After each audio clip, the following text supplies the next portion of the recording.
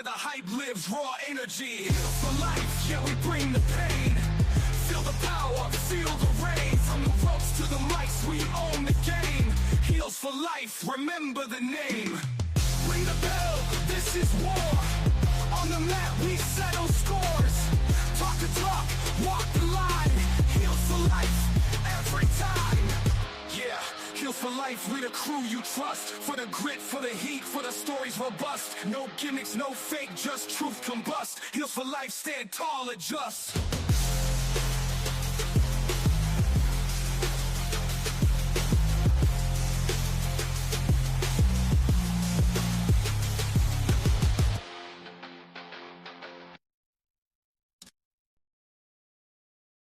Heels for life.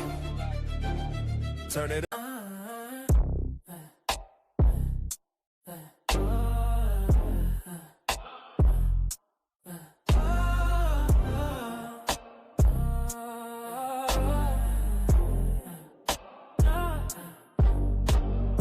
Neon lights flicker in a cold blanket. Voices rising, but I don't really care. You keep crying about the fight, you don't fight. Why you always running scared of the night? Oh, you talk like you're climbing some wall, but you know where it all. Sit your happy ass down.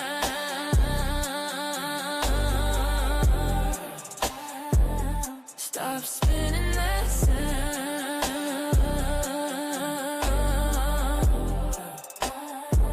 Ain't no crown for the clown.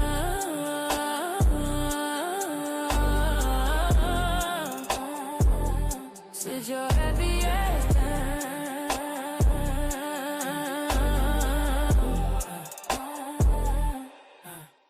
You throw shade like it's currency in your world, but your words fall like a flag, never unfurl. Every move is a show, every show is a fail. You're the king of a castle made of paper and nails. You rise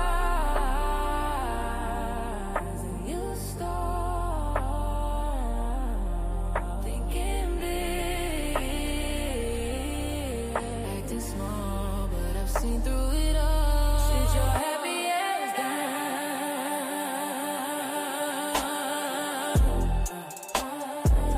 Stop spinning that sound.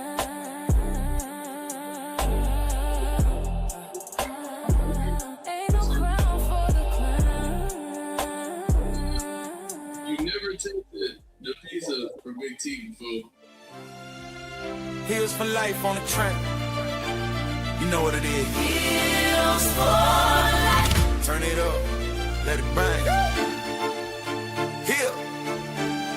Heels for life on the track. You know what it is. Heels for life. Woo. Turn it up, let it bang. Heels for life on the track. You know what it is. From the mid-south all the way worldwide. We the force of the heat where the bad guys start. We enforcer in the cut, keep the story in line. DJ T.O. make it John when he gut, that's fine. Wild card talk slick, gotta take some 10 like Skin Gate and bring the chaos in. And get hit record in the roof, catch flames to him. Let you hear that drop, you remember the name. Heels for life, we don't play nice. Every hot take feel cold as ice. From the belt to the mic, we define it hype. Turn it up, hit subscribe, it's Heels for life. Heels for life, where the legends ride. Every pop, every boot, we own this side. From the boots to the bikes, we define it hype. Turn it up, hit subscribe, it's Heels for life.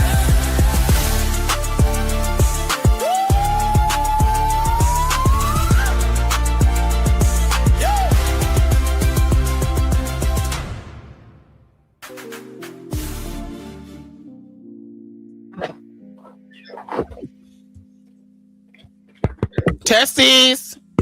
Testes! Testes!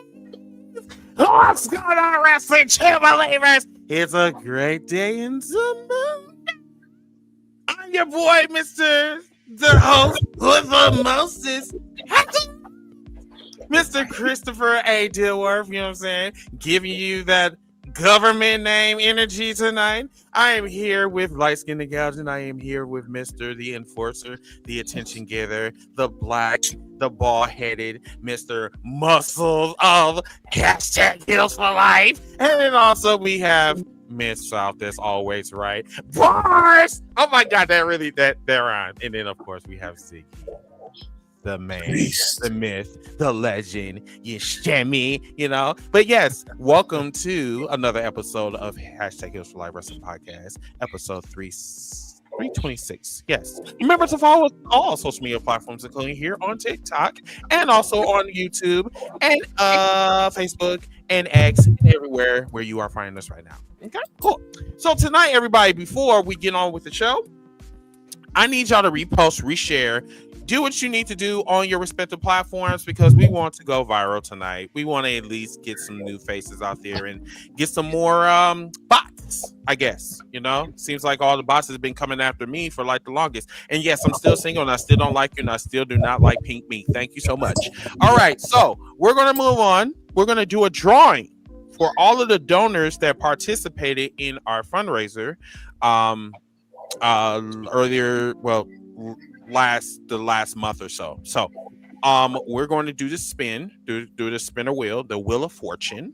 Okay, the grand prize is the NXT World Championship belt, the Black and Gold Championship, not the PBS Championship. Okay, if you are not here, if I call your name, me or Ziggy call your name, and you are not here, then you do not win the belt. If you are one of the crew that donated, then you will see your belts Saturday. Okay. Good luck to each and every one of y'all. And without further ado, Ziggy, take it away. All right. Just to make sure that y'all know there's no funny business going around, I am live sharing my screen and I'm shuffling the names around as you see live. We're shuffling the names around and Gaijin, let me know when you want me to stop, big dog.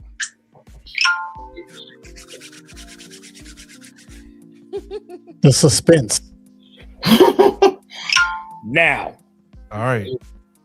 Miss Out, my brother. Let me know when you want me to spin. Spin. All right. Good luck. Good luck to y'all.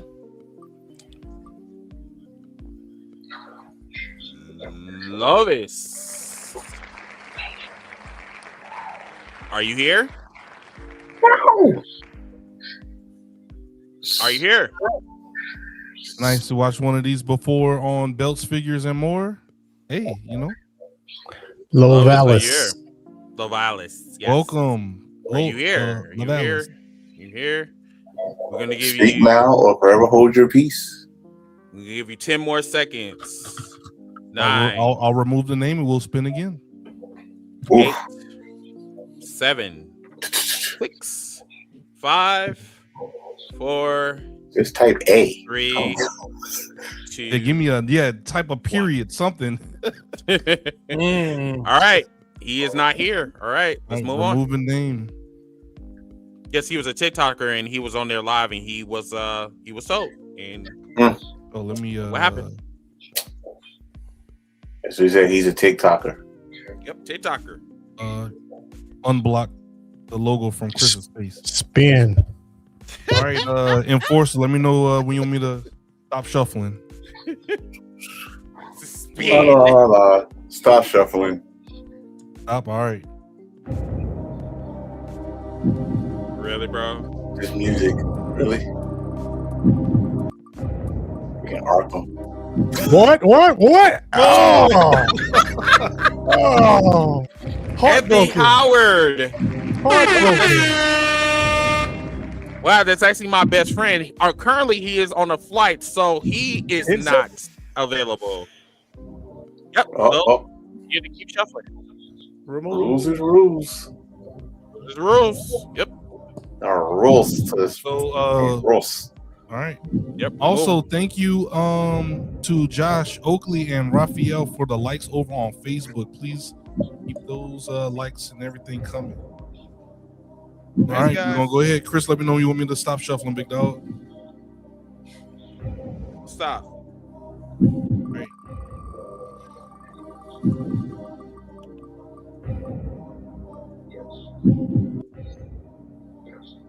Antoine, the greatest enemy. Antoine. As a matter of fact, I just called him. I just texted him not too long ago. All right, we're going to give you 10 seconds, starting now. 10. This is for the ECW belt, Chris. No, hell no. I'm just messing with you.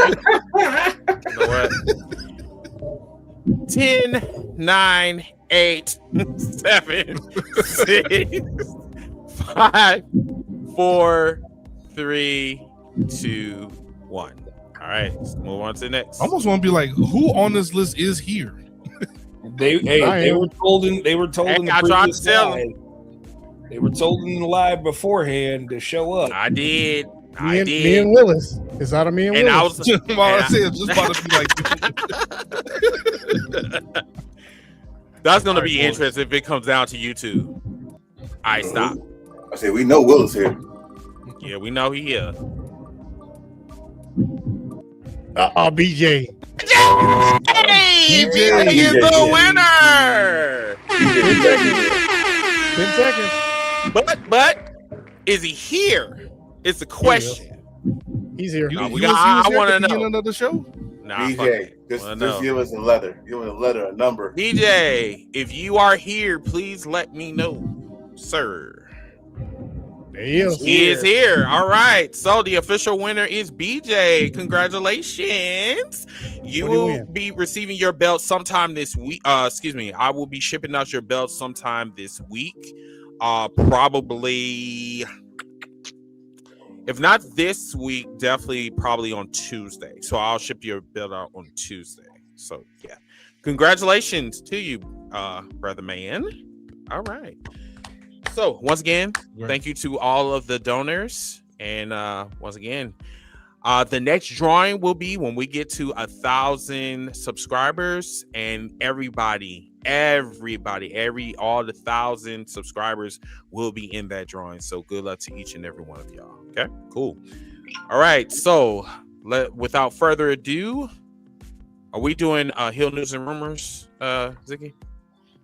Yeah, we gotta get the news and rumors out the way, and then get into the go home AEW topics for cool. Double or Nothing. Cool. Hill News and Rumors, y'all. Let's go.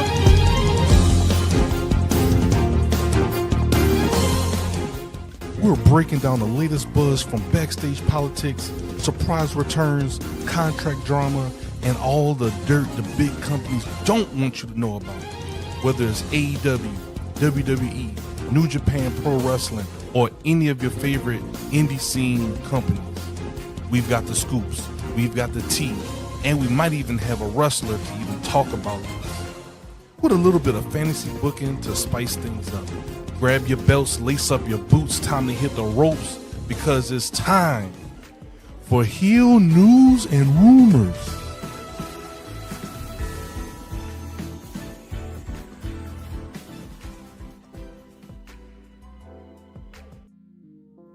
News and rumors. That will never ever get old. Yes. It's when I initially did that to fuck with Chris, and it just became a staple. Right. See, the shit backfired. See, okay. All right. So, I'm gonna let the fellas kick it off. I'm still sharing the live, so you guys can start off. Appreciate it. So I'll go over some of the stuff that Chris had preloaded for us, and then if y'all have anything that y'all want to talk about, we can add it into the segment. First off, we have Eddie Mansfield says that Marty Jannetty has had his foot amputated. So that's some sad news to hear about what's going on with some of our wrestlers that we grew up watching, and hearing that they're having a tough time. But thoughts and prayers with Marty Jannetty. I know he's kind of seen as like a footnote when it comes to like tag team wrestlers and different things like that, but I don't think anyone wishes bad on anyone. Like He was the definition of the '80s right there of mhm. partying hard, and the thing is though with this, I guess, not to be funny, but hopefully this will slow his ass down, because he was still acting up. Even at an old age, he was still acting up. But he was still he was still smoking crack. I don't think he was still. I think. Well, I know he was making posts pills now on social media. Yeah, well, definitely on the social media, he was acting crazy and bringing up old stuff, and had to reopen court cases because of him and stuff like that. But like Z said, we don't never want to wish, especially our childhood, and we watch these people. Here you go. Here you go. But Quiz somewhere eating dinner or whatever, just catching a stray. Right. God damn. Shit's crazy. What's up, Trevor? How you doing, bro? What's up, Trevor? And Dr. Umar Johnson said Chris got me back into wrestling. I started watching it more now. Thanks. Aw, thank you. And he says, my favorite co-host Chris is live. God is good. You need to stop glazing the fuck out of me. Like I'm already buttered up. I'm like, hey, look, y'all type this stuff. We liable to read it. Indeed. You had something you wanted to say, Miss? I appreciate it though. Thank you. I was just gonna say I watched Janetti as a midnight rocker back in the 80s in AWA. Yeah. I saw him move over to WWF in the 90s. So like you said, you don't want to wish ill will on no one. So I hope he gets whatever help he needs. That's one of the getting something amputated, feet, especially feet, is the one thing that really scares me. So as a yes, especially when you have diabetes. Yes, because I was recently diagnosed, and that is one of the scariest things. And I'm still not, because I've been treading that line, but that's one of the most depressing things, because like the last thing that you want to do is like lose your ability to your mobility, Yep. So yeah, it's a serious condition. If you get it under control, then that's the best case we ask of people. But yeah, thoughts and prayers out to Marty Jannetty. Next up, no prison time for Rogelio Reyes, formerly known as El Cuatero, after attempted femicide. So those that want to know what is femicide, and that's like I think it's crimes where you specifically target a gender. So in this one, it's a female. So that's what femicide is. I'm paraphrasing, of course. I never knew. I never heard of that before this happened. Yeah, I had to look it up when I saw this. I saw this news the other day. I was like, "What is?" That's what it is. But he will be on house arrest during his entire sentence. But yeah, femicide is I'm sorry, I said crime, but it's actually attempted murder of the gender. So femicide is for female. So for him getting house arrest for that is kind of insane. So he can't wash his ass or anything. Like what? He can wash his ass. He's in his house. All he's being an adult. Stay home. He's an adult. He's adult grounded. He's grounded for going outside and playing with his friends. That's all. So, like, what happens if he have the wrist tape on his ankle and he gets electrocuted? Does that work? Like, what happens if the suds get into the? Never mind. Suds. That's assuming he's. He gonna have to wash his ass with his foot hanging out the tub. And why you gotta be so technical? Then when he's done, he gotta wash his foot when he's done with a rag on the with stick. a rag, you know. Oh no, I could never, bro. No, never. With the rag just dangling. Just dangling, you know. Making sure it's, make sure it's damp rag. Don't want to soak away going in, you know. Oh wow. It's funny as fuck. I don't miss out. That's I hey, know. light We're skin, gonna- some of your freezers are starting to catch on. He said, as you would say, wash your ass. Period. Go touch some grass and wash your ass. Go cut some Because grass. real Well, he can't touch no grass because he can't leave his touch house. grass. That's true. You know, He he need to go on corrects me. Amazon because he and can't go outside. yeah, he need to go on Amazon and like order a plant or something, and have it delivered. Unless there's a distance. Unless there's a distance. You go out to the That's front not funny. lawn. That's Because not he's funny. under house arrest, is he still going to be able to work? Oh, that's He ain't gonna be able to work, but technically he can go outside. Just can't go outside off his. Yeah, he can can't go leave outside on his property Yeah. line of property. First of all, what do he do for a living? Because He was a wrestler. he can wrestle from home. That's what I'm saying. He was a wrestler. He'll do that backyard wrestling. Oh Lord. Shut up. So he gonna do a Mick. Tyson got it quick. So he gonna do a Mick Foley like splash off the top of his roof. Onto a memory He gonna foam. start a backyard wrestling. Yeah. Listen, the Young Bucks did during the pandemic. He could do it. Darby did That's it a couple very weeks true. ago. Darby You did said it a few what? weeks ago in a car. There you go. See? The next one I have is I need to get a panel for it. This is what light skin and the panel, the guys were saying in our production meeting before the show is MLW and Stardom announced a strategic alliance, and they made sure to put this in quotes when they released this.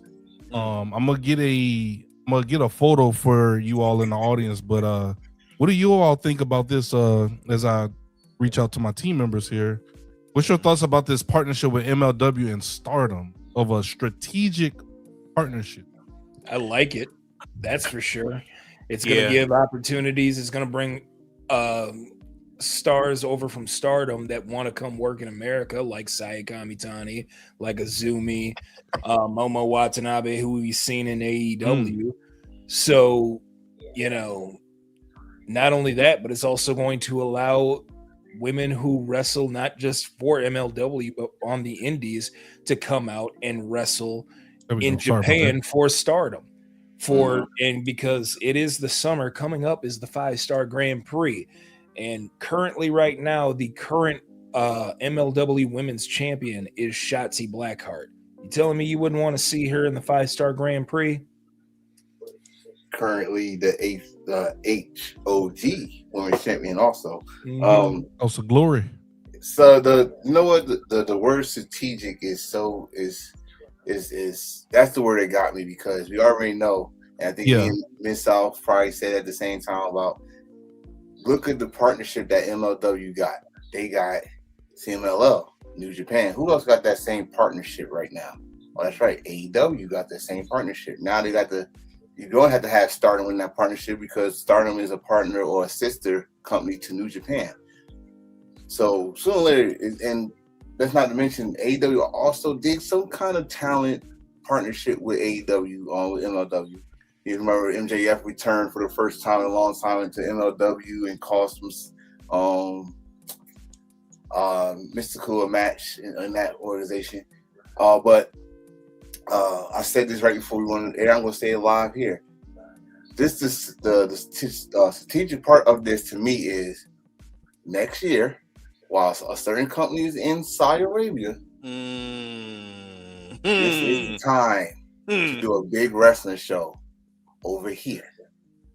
So strategic is a beautiful word to use right now. Get all your eggs in the basket, and let's see what happens from there.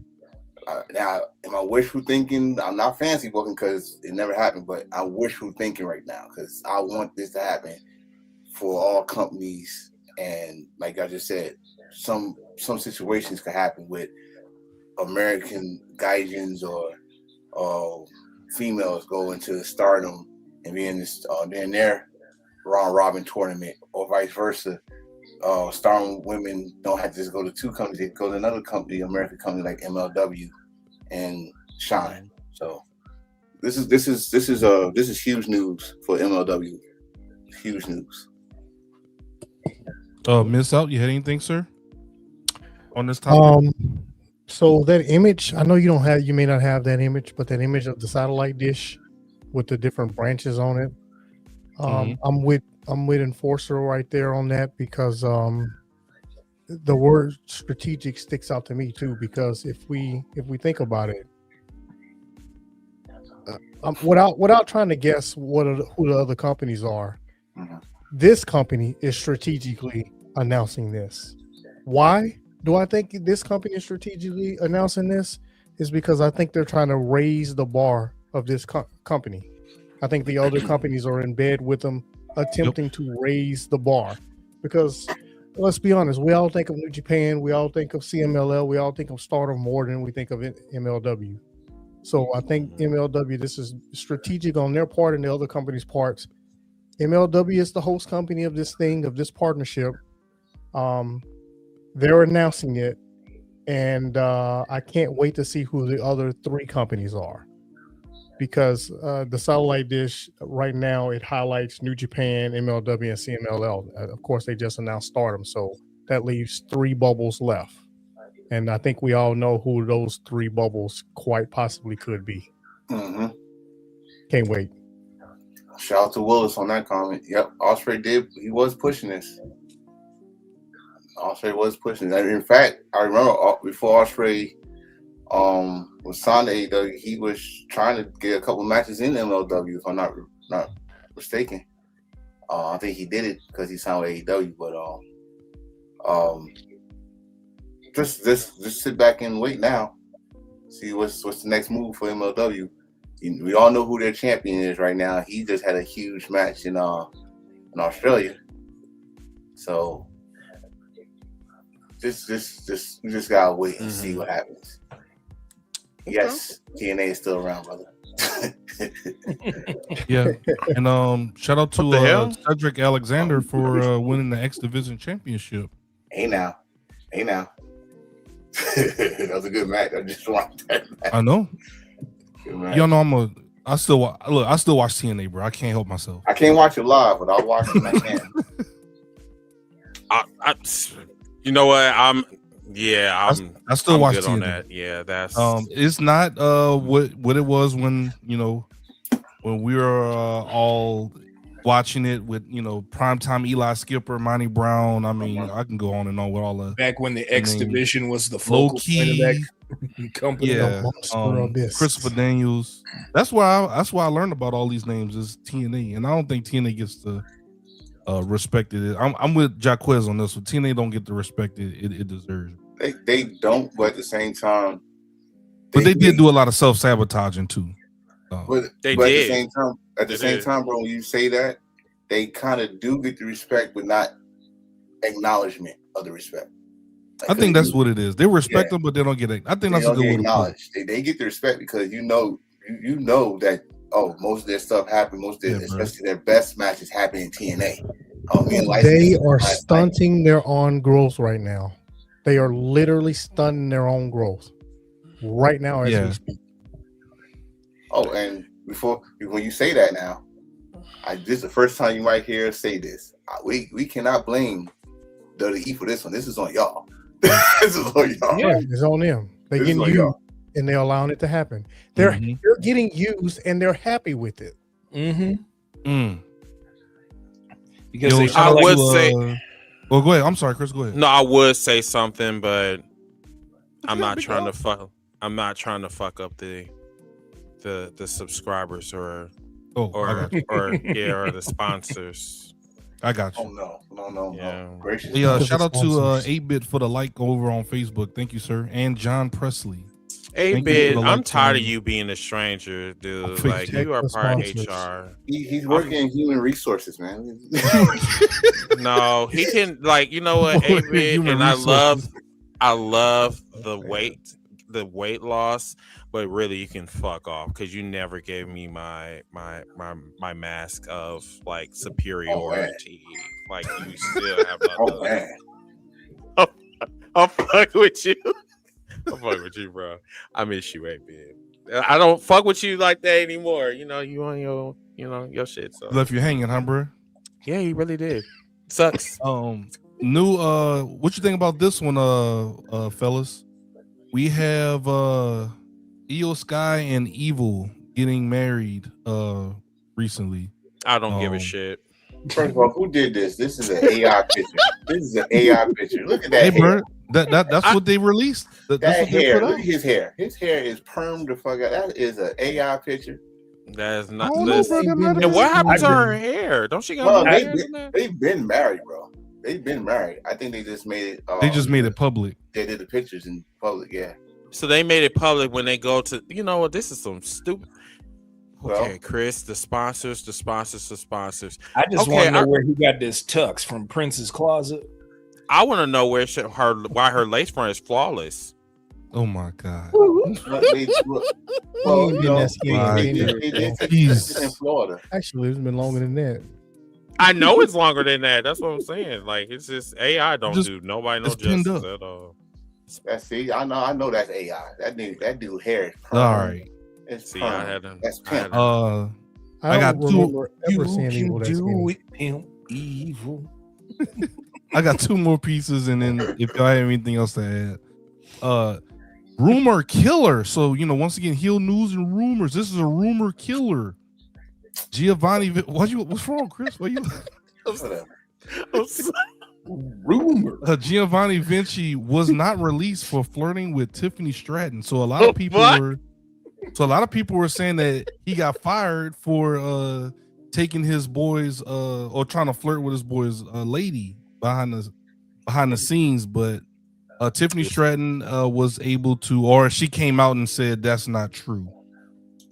And speaking of TNA, he showed up in TNA recently as well. If that's the case, then Logan Paul would have got fired. For real. He should have been fired a long time ago. If he got fired, we never got that nice song from Joe Henry, so I'm cool with that. Fuck off. Like, hey, shout out for the hey, thanks for the reaction on Facebook, Chris Harrison. What's up, Antoine Reels, thank you for the like. Hey, y'all are showing love on Facebook today. Hey, listen, Antoine, I tried to hit you up. You had a chance to win a belt. I called your name and you did not appear like that. Well, yeah. But I appreciate you. But no, matter of fact, if I do see you in Queens, I will I'll buy you a drink because we need to drink anyway. Man, Chris a good dude, bro. I am. Y'all keep saying this dude a heel. That is some babyface behavior. No, it's not. No, it's not. Super Card of Honor, ROH. May 15th, 2026. It was a pretty good show. What was your thoughts on this as your immediate reaction to the show? Wait. This happened already. Yes. Did you say the 26th? Oh, I'm sorry, not 25th, 15th. Sorry. I stand corrected. You're right. Oh, I'm like, I know it's But Sunday, I did ask, what was y'all's thoughts of the show? Okay. I said the wrong day. I said 25th, I meant 15th. For me, I liked it, but then there were some matches I had my little situation, but the pay-per-view didn't really do it for me. There was a couple of matches, and matter of fact, Leo Rush and AR5 was one of my favorite matches. But then there was a couple of matches that I actually did fuck with, but like I don't know, something about the pay-per-view just I just wasn't, I don't know, I wasn't concentrating on it. Maybe I don't know, maybe it's just me. Was it the match order or was it the pace of the show? No, I don't know what it was. Like I just didn't care for it too much. Oh, you know what, Mr. She needs to go on the main roster on AEW. She's getting improved. Man, improve is an understatement. Like that girl has gotten way better. I forgot what her name is. Talking about Red Velvet. Red Velvet, yes. Yeah. She has gotten better. She did have a match on Collision, so yeah. And matter of fact, she actually got another match that's coming up on Wednesday against Willow. She did a no, she already had it. She already had it. Yeah, they just had it Saturday. Oh, she already had it. Oh yeah, I forgot. Yeah. Fuck, she lost, didn't she? Yeah, but it was a good match. It was a good match. It was a real good match. It was a good match. I know it was. Well, let's not sleep on, because we're talking about the card. Let's not sleep on this match with Viva Van, because that match was really good. I know we're talking about Red Velvet, but Viva Van is really good too. That was her best match, getting shine in the U.S. That was her best match, bro. Very well done. I know she was a belt collector in the Indies. I know that. Yep. But every time you see on AEW, or she's getting stomped. But this one, she was that was a good match. I do got a bad thing though. I gotta say on this card. No, keep it a buck. I did not enjoy the national title match. I don't. It didn't. First of all, it felt out of place. It felt like it's supposed to belong in that show. Why you don't? Like, what was wrong with it though? Bro, it didn't. First of all, Mark Davis, who's a beast, by the way, right? Absolute beast. And I don't know the other guy's name. That's probably my second time seeing him wrestle, but it didn't feel. I didn't feel it. I didn't feel it at all. Like, first of all, like they just put that match together that day. That day, like they just made the match. Go out there. I give you 15 minutes. Do what you want. And it seemed like they had no chemistry at all to me. And Mark just did what he had to get out of there. Let me ask you a question, and this is to the panel and to the comment section as well. Is this one of the arguments that like fans are talking about, where like Tony come up with these random matches, like this is a WWE simulation? Like I seen that match and I was totally turned off, because I'm like, who the fuck is this dude right here that's like in this match? Like, I can literally identify like each luchador in AEW or in Ring of Honor, and this dude, I'm like, why he looks like a Care Bear for some reason? Well, number one, Zeula is a luchador from CMLL. You know that part. And we all know what the main premise of the national championship is. Correct. Is a championship that can be defended anywhere in the nation in any promotion, i.e. Ring of Honor. It's not the first time it has been defended on a Ring of Honor pay-per-view. Right. As we all know, Ricochet has defended it too. Now, I will agree, these two did not seem like they had much chemistry. It does feel like it was a match thrown together. But sometimes Tony Khan, he strikes gold, and then sometimes he just, I think you're just trying something out. But hey, he's got these partnerships with CMLL and New Japan, and he can go back and forth with his AEW and his Ring of Honor rosters.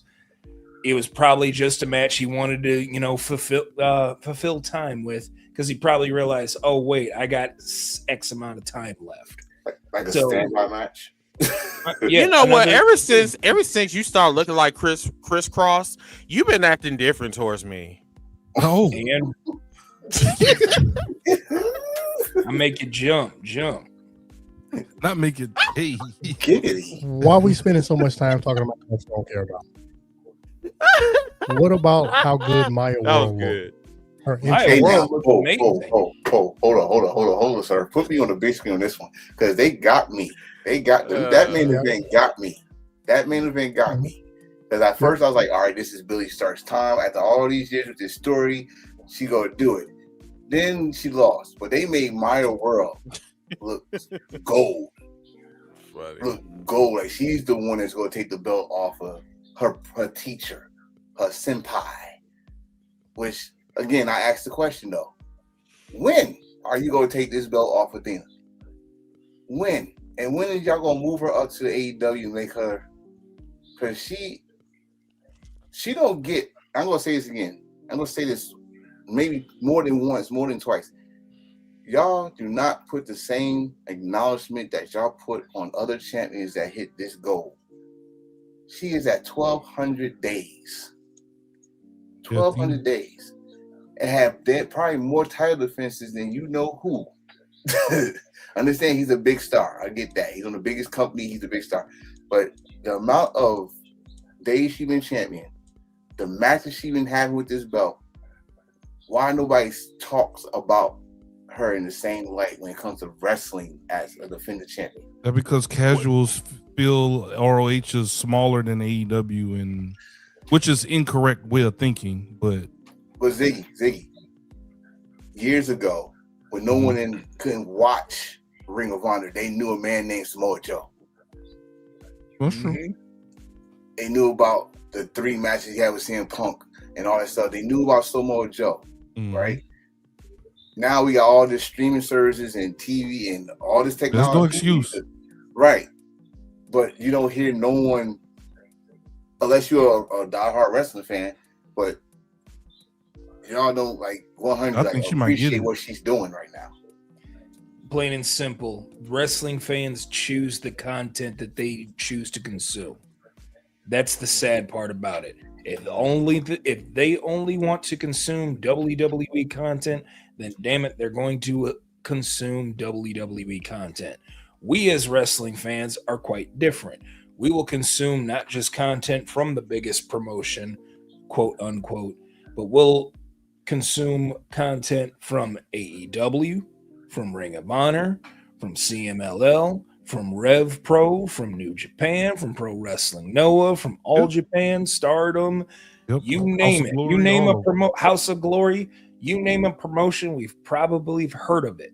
You name a promotion we haven't heard of it, we will ask you, where can we find it? That is the difference between the WWE OFers and pure-blooded wrestling fans.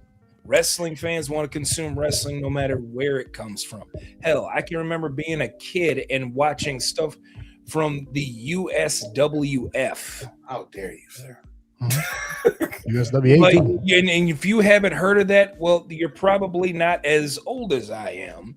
But again, I will watch wrestling no matter where it comes from. I will sit in a laundromat, and I was watching the USWF on a small like box TV that sat up in the corner while my mom washed all of our laundry in this laundromat.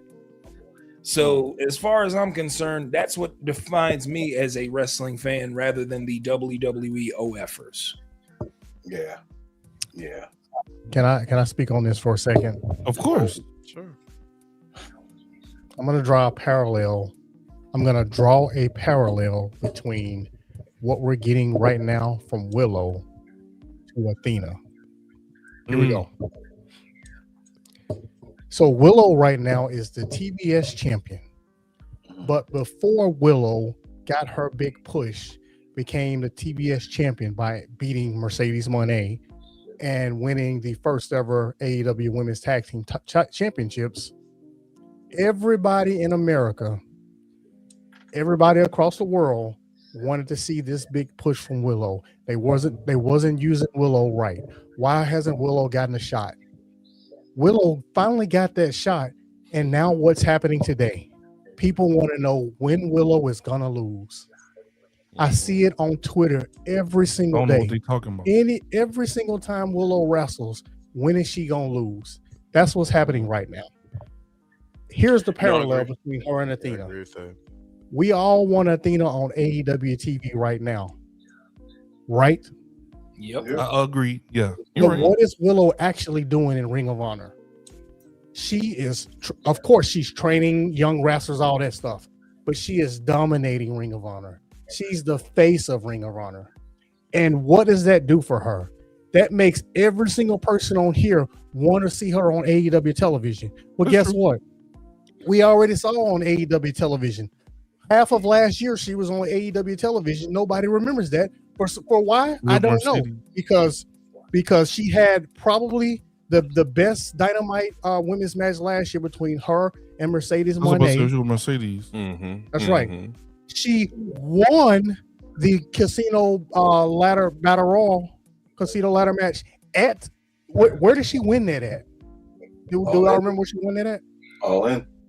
She won that at the biggest show that AEW had last year with the most people, All In. So we've seen Athena on AEW TV a lot, but what makes it special is that she's been on ROH since, for a good while now, and we want to see her on AEW TV again. So what does that mean? it keeps her special. It's not like with Willow right now, where a lot of people, and I'm not one of those people because I love Willow and I don't want to see her lose the title just yet. But Athena, because we want to see her so bad, they're keeping her at the top of our minds by keeping her on ROH. And when she do debut again, which is this Wednesday on Dynamite, we're gonna love it. Why? Because we're about to hit that road to All In, and we're gonna start to see more and more of Athena. I wouldn't be surprised if she won the Owen, because she is in that too. It's crazy when you say that, and when you was doing the parallel, I did a parallel. So good, when you was doing the parallel, I did a parallel because it seemed like she only come to AEW during the summer. Could be. Like while she was Ring of Honor champion, we only see her on AEW television during the summer. So, I get it. I don't. It's not like I'm rushing to lose, but I just want to know who are y'all waiting to take the belt off her, because it's going to be a huge moment when they do take the belt off her. Yeah. Like she's been champion for 3 years, right? And not just champion, she main event some of the big shows, and we was at one of them, like, you know, WrestleMania weekend. Her and Sheeta had a great match. Her and Thunder Rosa had a great match. I've been meaning to do it. Sorry, I've been meaning to do it, but we really need to look it up. I believe she's main evented more ROH pay-per-views than anybody in ROH history. I really believe that. I'm gonna have to look that up though, but I think she's done you that. gotta look that up. She is literally the face of Ring of Honor. Yeah, you gotta look that up. Well, I just like I really want people to put some respect on her name though. Honestly. Well, you know what? To be honest with you, you can't put any respect on anybody when you don't even respect wrestling itself. So with those type of people, I don't pay attention to them whatsoever. I don't give them the type of energy at all. Athena is one badass bitch, and I love the shit out of her. And the reason why they do not talk about her like they talk about Roman Reigns or Charlotte or anything like that is because they are not in their favorite acronyms, and it's fucking disgusting. But how about this? When y'all had her, y'all didn't use her. Yeah. When y'all had her and y'all was positioning her in a spot like that, again, always it's like that. When you have her in NXT and y'all get her to that point where she's up there, y'all bring the main roster, it's a What's up here, entertainment? Stroke going down, and then y'all forget about it and pull her ass back to NXT, and like she got to start over like y'all did Finn Balor. She said, "Nah, I'm done. I want to go somewhere else." Went somewhere else. Went back to her old indie name. Slow start in AEW. They say, you know what? We need some firepower in Ring of Honor. Had to look back at it ever since. So and she doing, like I said, this story between her and Billy, because again, you know, I don't like those media scrums. Like I did watch the clip of it. That's who I think they're it's been like 3 years. God darn, it's the longest 3 years for this young lady to get this title from Athena. For some reason, Billy is just not. She's not doing it for me. She's not doing it for me. I'll try to get into her. I just can't. Like, there's something about her. It's not clicking with me. I don't know if it's her look. I don't know if it's her wrestling ability, but it's not doing it for me. And she reminds me a lot of Roman Reigns. She's very overhyped. And she's not that good in the ring for me. She's just a klutz. I mean, I don't know what it is. She do know. She do get the softest chair shots I've ever seen in my life. Yeah, bro. Like, I seen that. That was very odd. She said, And the Kindle stick. Don't get the Kindle stick. Yeah. My opinion on Billy has always been the same. She is young. She's 20? I don't even know if she's 21 yet. She's 20 years old. She's still learning. She's gonna be great. She just ain't great yet. That's all it is. So you can't put the title on her if she's not gonna look like a champion. So we're gonna wait like another 10 years, Miss L? Like, I mean, Well, I didn't say that, but there's other women. I mean, everybody don't have to be world champion right away. Just because she's been off and on feuding with Athena for 3 years, 2 years. Really, it's been less than 2 years because she worked for Athena for most of that. They just had a match when she was. No, I get what you're saying, but I guess the big question is who is worthy enough to be Athena? Because honestly, there's no one on that roster right now that can be Athena. The closest one is Maya. So if there is nobody there, why should anybody beat her? That's my point right there. You got to bring those young ladies up. You got to make Billy into a champion. You got to make Maya World, Hyon, Viva Van. Hell, Red Velvet might actually be the one to take the title off of her. I would rather get Red Velvet. Yeah, that's literally probably the closest person that will be a threat to Athena's title. Will be Red Velvet. She's the only person that really evolved over the last couple of years. She has the pedigree already because she beat Mercedes for her title back. That can be a part of the feud if they ever get her there. And she putting some respect on that women's television title. And I'm here for it. Put some respect. The other match that y'all was talking about, I thought before the main event, AR Fox and Leo Rush. I was digging that match. The creativity, of innovation of AR Fox with these colors that he was doing Leo Rush was crazy. The only thing I knew something was gonna happen when freaking action Ferrari, whatever the fuck his name is, come down there. Like, oh, I know something about to happen. And he did it as soon as I said it, and I was like, okay, you fucked up because now you got to deal with the Black Heart. And so that match. Now the Bandino situation, I'm trying to pay attention to him and Swerve. I really am. Like Swerve want power, and then he actually, thanks to Light Skin, to look back at it. It's not just AEW with him.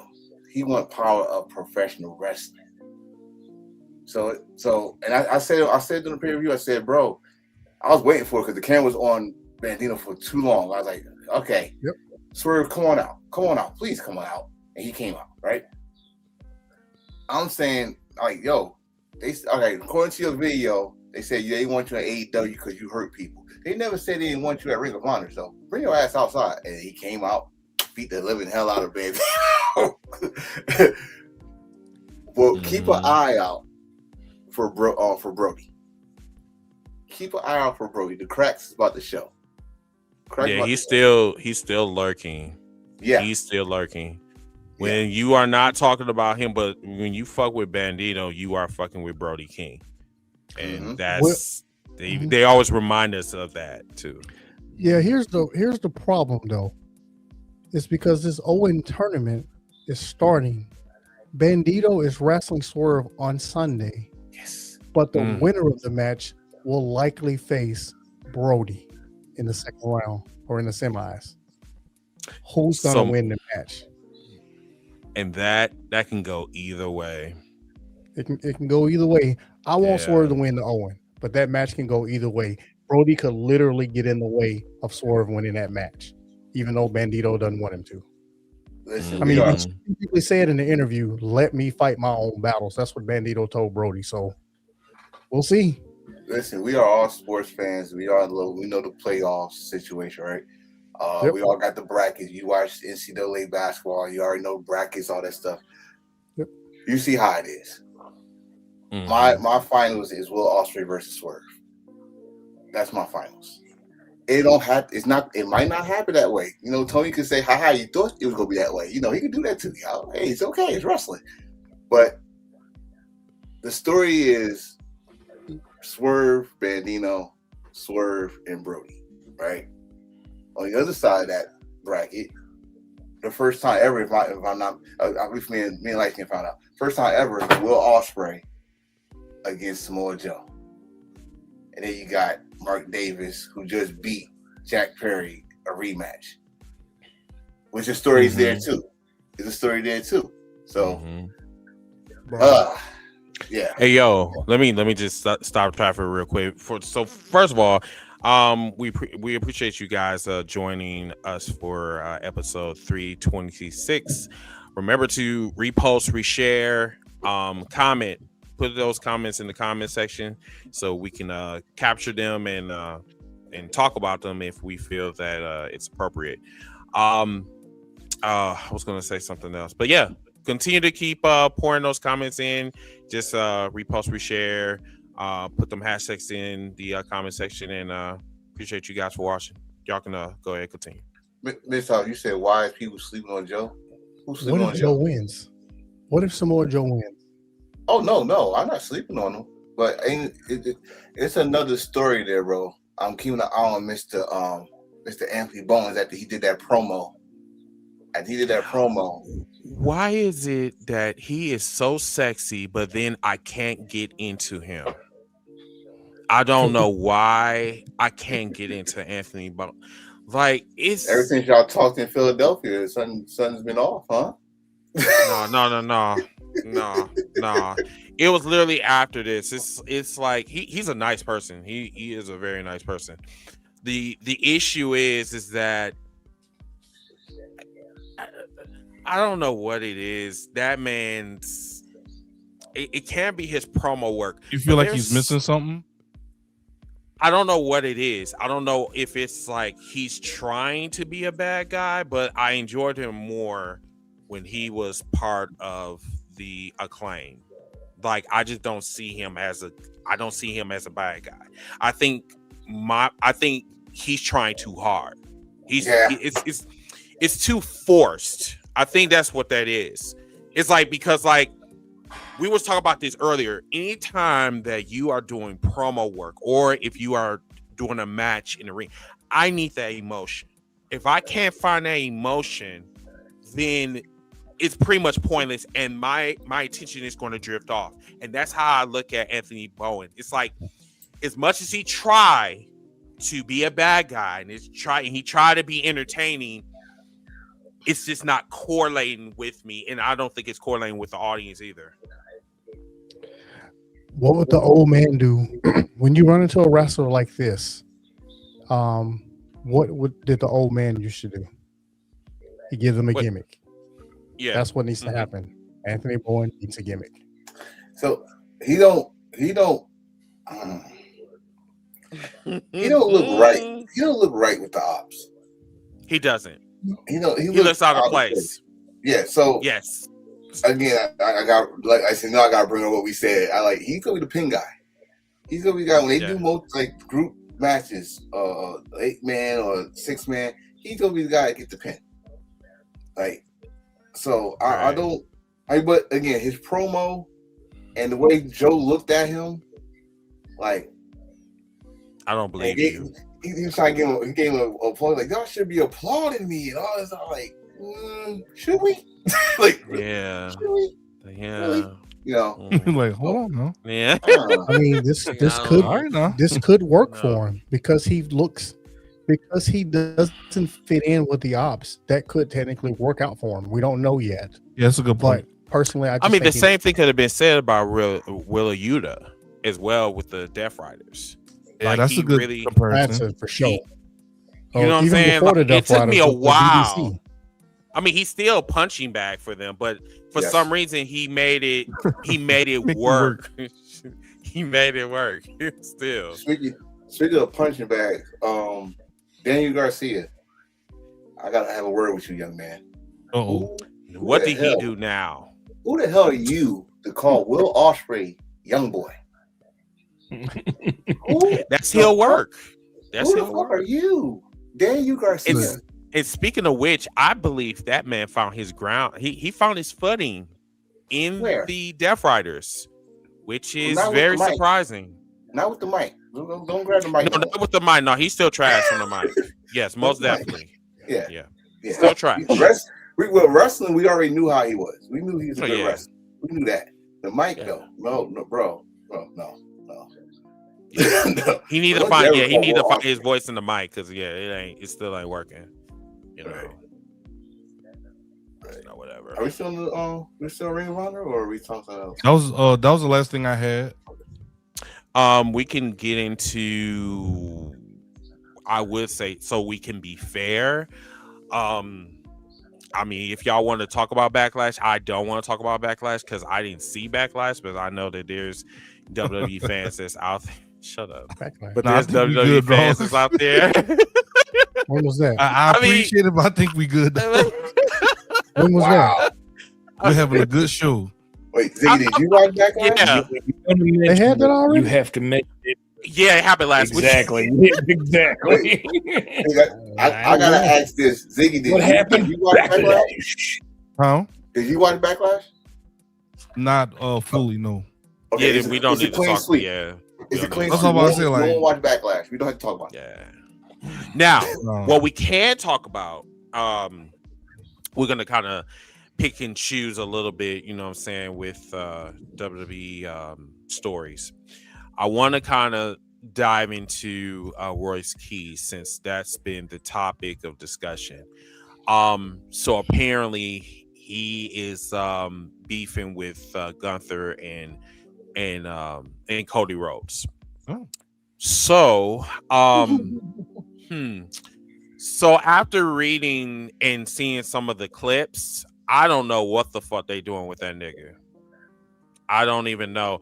They up there sitting up here play fighting over a title, which is the biggest championship in WWE, and yet they're playing like this is Toys R Us.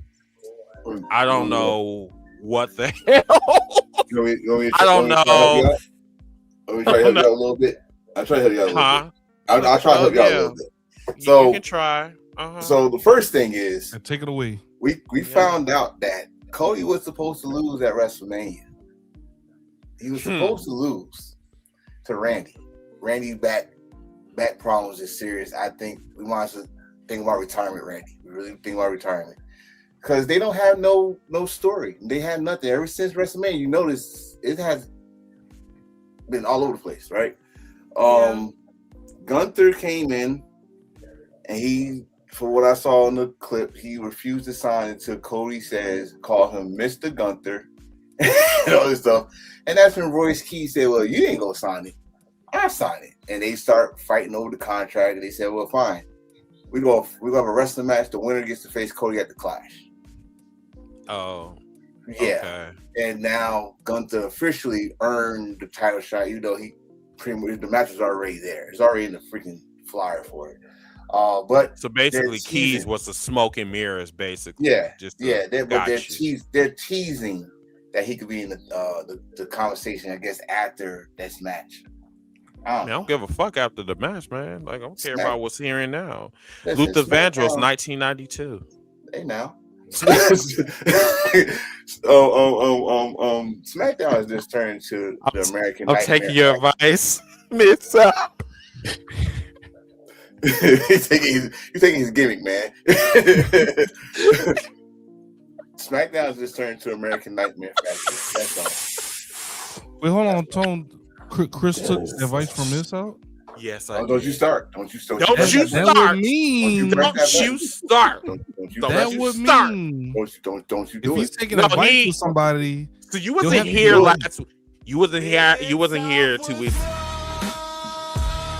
Why you got me in the big shit? You know, there you go.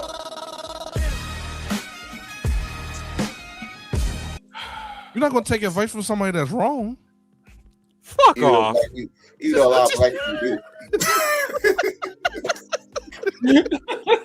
Miss out, did I say something wrong? Off. I didn't hear anything wrong, sir. Okay. I was just I bet you did. Shit. Just wow. I'm gonna do a year quote on your ass too in a minute. Shit. Talk about some damn Miss I was right, October 2005, 2025 type of shit. Oh Lord, Jesus. Oh shit! I think I'm gonna enjoy this shit for real. You gonna do all quotes with dates on behind them. Dead ass. You doing that shit too? Like this shit's funny. Like for real. I mean, they might be inaccurate, but shit, like y'all get the point. They gonna sound right. The point, yeah, it's funny. Anything else you want to talk about WWE? I really, like I said, like I don't really Oh, follow WWE shit. Like I dip. Shut up, Ziggy. I mean, I dip and dab in it, but like if you guys want to talk about it, I mean that's cool. Otherwise, we can just. Nah, bro, I ain't gonna lie. Probably just I'm one gonna more keep thing. it a whole. I'm gonna keep it a whole buck. That Yeah, shit it was is. ass. What was that? We can talk about Damn. that. What was ass? Well, damn. Hey, I'm not gonna lie. TNA was better than WWE this week. Just Backlash. Backlash. TNA was better. The past, yeah, this past show after I watched it was probably the Like best. team Cedric they had Alexander, on that like channel. yeah. I'll watch that again if I needed to. I just want to know where they're going with this damn Jacob and Roman thing, because Roman getting his ass whooped on a weekly basis. I do want to talk about that. So Okay. I don't know. I don't know who's in charge of Roman's like schedule. I don't give a Roman. shit anyway. Well, I mean TKO. I mean I don't know what to call him. The Roman loser bracket empire or the corporate minister. I mean I don't know what the fuck to call him. But this Jacob and Roman shit really need to end quickly. It really does. Easily. Because to be honest with you, I'm tired of, they're treating Jacob like a fucking wanted criminal for some Like reason. a crash Like, out.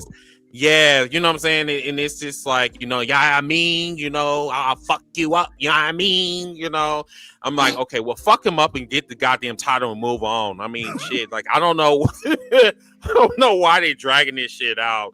Like, it's cinema. You used the tongue and dead grip on me. It's going to be, he's going to be used at 10 o'clock at night. It's just like, bro, You're supposed to save that for emergencies. Yo, let me tell you something. Jacob doing the tongue and death grip. Anybody that watched wrestling in the 90s, the WCW, you caught a flashback. Like, that's about it. But That was cool. I'm telling you, Roman, you are a meme. I swear. When he put that on you and the camera's on your face, it's like, nigga, help me. Get a boy turning to Gumby. He turned to Kevin Hart. You understand me? Help me, nigga. Hey, help me. But you getting your ass whooped on a weekly basis, bro. This ain't the pandemic where you was running roughshod. Jacob is kicking your ass and your cousin's ass. Yes. Period. One more time for the good time. You getting Sonic rings. Sonic rings, B.I.O. Right. That part. Shit. Yeah. But I mean, y'all, like, I don't know what the fuck the end game is. And, like, You know what, Chris? I don't think they know. And No. that's the Of course they don't know. They That part. Like, I mean, how in the fuck we supposed They be to know? winging You it. don't even know. Yeah. Because That you know what? part. It's because the creative AI team is writing this The shit. creative AI And team is crazy. is writing this shit, and Rev I-Team. you know what that means. Yeah, The ask creative Jeeves. AI team. Hey, but Enforcer, don't worry. They said that this is only the third inning of the Bloodline saga. Man, We're they only listen. in the You third mean to inning, tell me guys. there's 6 more of these? Right. I mean, we do know how big their family is, but good lord, man. I mean, true. But Hey, that's- you know what? I'm glad you brought that up. So let's have a conversation about Zilla. So Zilla Oh. has made it very known that he is not interested in joining AEW. He even said that when we interviewed him about 2 years ago, and I'm not surprised, but at the same time, like, my nigga, stop talking about it. Like, if you want to get to WWE, you do have the means to get to WWE. If you want to continue on, if you want to make your father proud, he's already proud of you. Yes. But at the same time, you can't expect us to think that your career is going to flourish in a company that's already filled with Samoans and Fatus and Watus and all that shit. in order for you to forge your own path, you have to stay outside the WWE bubble. But because his family tree is in the WWE bubble, he figures that, well, that's the best course of action. And I just really think it's not the right move. But once again, I'm not the wrestler, but hey, I said this. You. I said this on Wolfpack. I'm gonna say it again. Mm-hmm. I'm not mad. I'm not gonna speak for me. I'm not mad that he said that because honestly, I get it. You didn't get to spend time with your father. Your father passed when he was at a young age, and you want to continue whatever legacy he had in WWE. You want to first. Good. We said this multiple times on the show. Go there, dream on, then you go experience what's there, and you go dream away. Give me a year after that. You gonna sing it? Give me a year. Even though that company is just now really acknowledging your dad. Right, and now watch this. Yeah, we don't know if you probably already part of the system because, dude, almost every time they do a pay-per-view, your ass is booked in the same city that they doing the pay-per-view at. Yeah. So you're teasing us that you already signed with WWE. So fine, cool, whatever. My thing is this, and those that get mad when he said that, I said this all. Everybody don't need to go to fucking AEW. Yeah, man, that shit getting on my nerves. Everybody don't need to go to AEW. Stop saying that. Yeah. So someone's afraid to go to AEW. No, we told y'all this multiple times. Somebody else told y'all this. There's over 60 damn wrestling companies out there around the world. Mm-hmm. He can make his name off just like everybody else make their name out of. And if WWE sees him, they go come after him and they go try to sign him. He don't need to go to the AEW. Honestly, you know what really makes me perturbed when it comes to this? You know, they failed in WWE, so they want them to go to AEW. The issue, I don't have an issue with them going to AEW, but if you really want to forge your own path, then you need to mean it. Instead of saying, well, I'm going to go over to AEW so I can get WWE's attention. Because they're doing the same shit with Baron Corbin. Now, he haven't showed up in WWE. He been on the indie scene. And for some apparent reason, WWE, and this is only a rumor, y'all. I've seen this before we went live. We're news and rumors. Mm-hmm. So, news. So, apparently WWE reached out to Baron Corbin and trying to convince him to come back. And I'm like, I don't understand this WWE obsession, glazeration. I don't understand it because cutting costs and cutting salaries and stuff. So why do you think the second time around is going to be better than the first time? Like that's go back the second time and it doesn't work out. Yeah, because like the second time, Denard, like they're cutting motherfuckers by 50%. Mm-hmm. So, I mean, why are you bringing them back? You got great examples. You got great examples that could make you help this decision. Look at Matt Cardona. Yeah. Look at Rusev. Yeah. What happened to Aleister Black? Yeah. You know, you got Andrade. Andrade went back. And Andrade is having the time of his life in AEW, and I'm here for it. Not just AEW, everywhere. Yeah, he's in the wrestling ring. Yeah. He's having. You got sample size, bro. So why? I didn't hear how Zillow said it, but why burn the bridge? Like you basically. I don't think he really necessarily. No, he didn't burn the bridge. He didn't burn the bridge. He just the question was asked. He came with honest opinion. He didn't say nothing bad about AEW. He didn't say, "Oh, I don't want to work there because Tony Khan this and that." He just said, "I want to fulfill a goal, like just like how each other was want to have a goal. That's his goal. His goal is to go to WWE." Okay, burn the bridge was bad wording, and I'll just chalk it up as not being media trained because there's ways of avoiding answering that question. Yeah. Because. What if it doesn't work out with WWE? Yeah, and that's why I'm afraid. Yeah, that's why I'm afraid. Now they're gonna have that sound bite of you saying, "Well, I wanted to go to WWE first." Yeah, but I mean, honestly, it's a lot of people that said that, and they work at AEW. Sure too. There's a lot of people that said they want to go to WWE, but hey, AEW came knocking first. AEW is the hottest thing right now. So, but also what you gotta think about is what.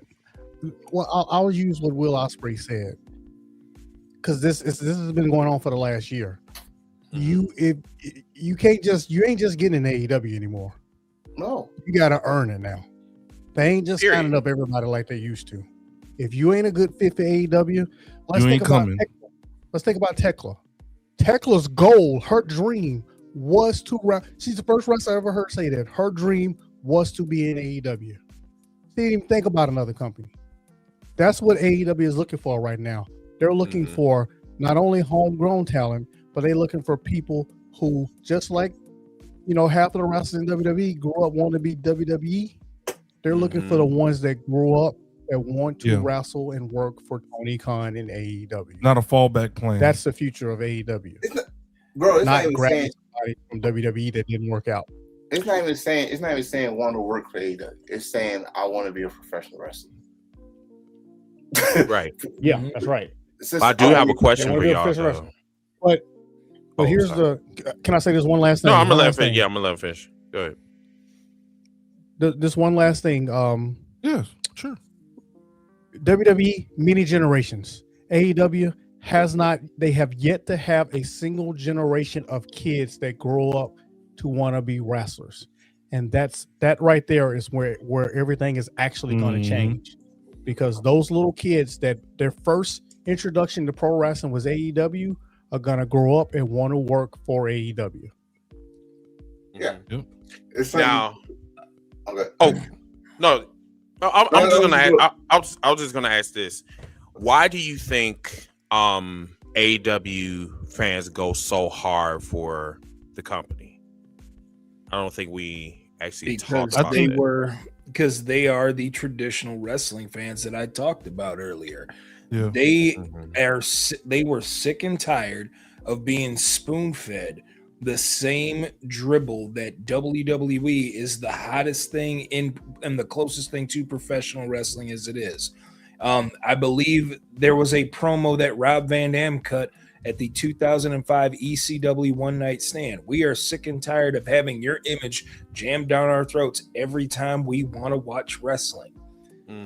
That is basically how wrestling fans feel. They wanted an alternative for years. That's why you had so many people leave pro wrestling, because they were sick and tired of watching WWE and their nonsense. Hell, I have been to that point where where watching WWE was more of like a, it was more of a pattern of things. It was a routine. It was a routine. Now that I have more choices, now that we live in this era of streaming where I can watch New Japan with New Japan World, I can watch Stardom with Stardom World, I can watch Ring of Honor with Honor Club, I can watch all of these different wrestling promotions through YouTube, and I can watch all these other different wrestling promotions through cable TV, YouTube TV, whatever. Now we have legitimate choices and ways to watch pro wrestling rather than just the traditional, it's WWE and nothing else. Because wasn't nobody else wanting to put other pro wrestling. Like Ring of Honor was on Sinclair. Not many people, not many markets had Sinclair broadcasting,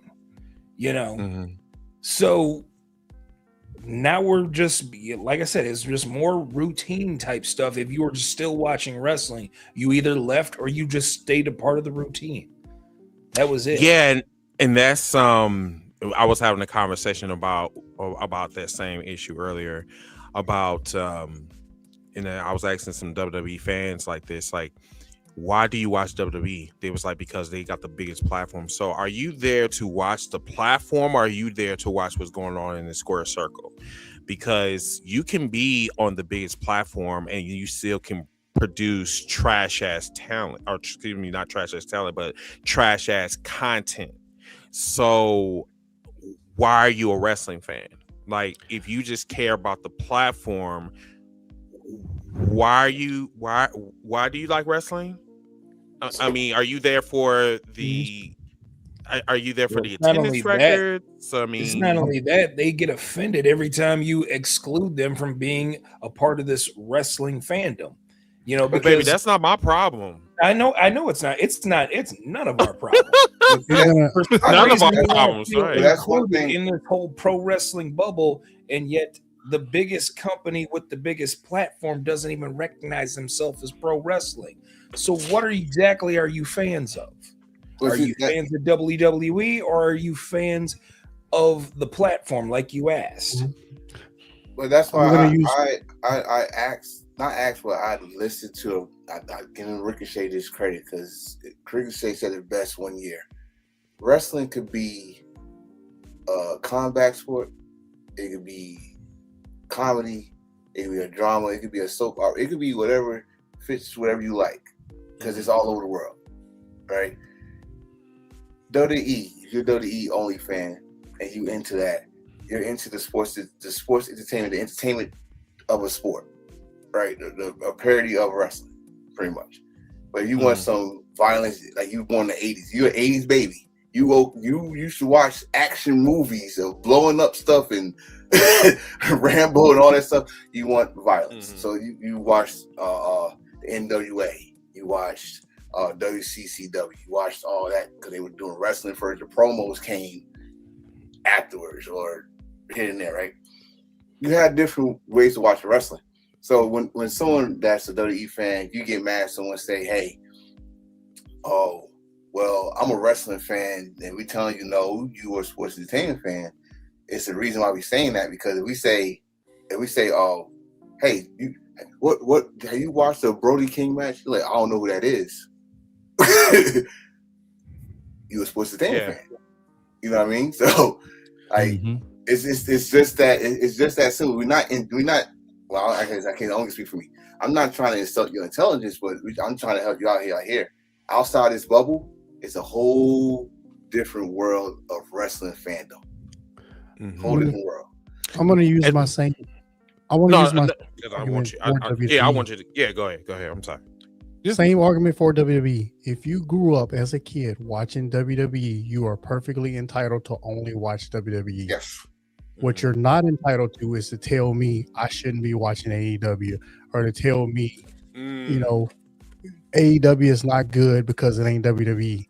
Watch WWE. Keep the other companies' names out your mouth if you don't actually watch it. That's like if a young punk. That's like if a young punk told me I gotta watch. Oh, he got belt the ass. Belt the ass. Put belt the ass, bro. Hey, belt the ass. Hey, bitch. Hold on. Hold on. Flashback. Chill. Oh. Listen, I do have two more. Oh, I'm sorry. Go ahead. I was saying no young punk telling me anything about wrestling, and I was at the end of the damn territory days. You're not gonna tell me that about more than it's just WWE. When I watched all the other companies before, it was just WWE. You know what I mean? So what's up, Heel? Sit your ass down somewhere with that one. What's up here? You say that you got something else for us, bro? I do have two more pieces of news, and then we can get into the the last stuff. Okay.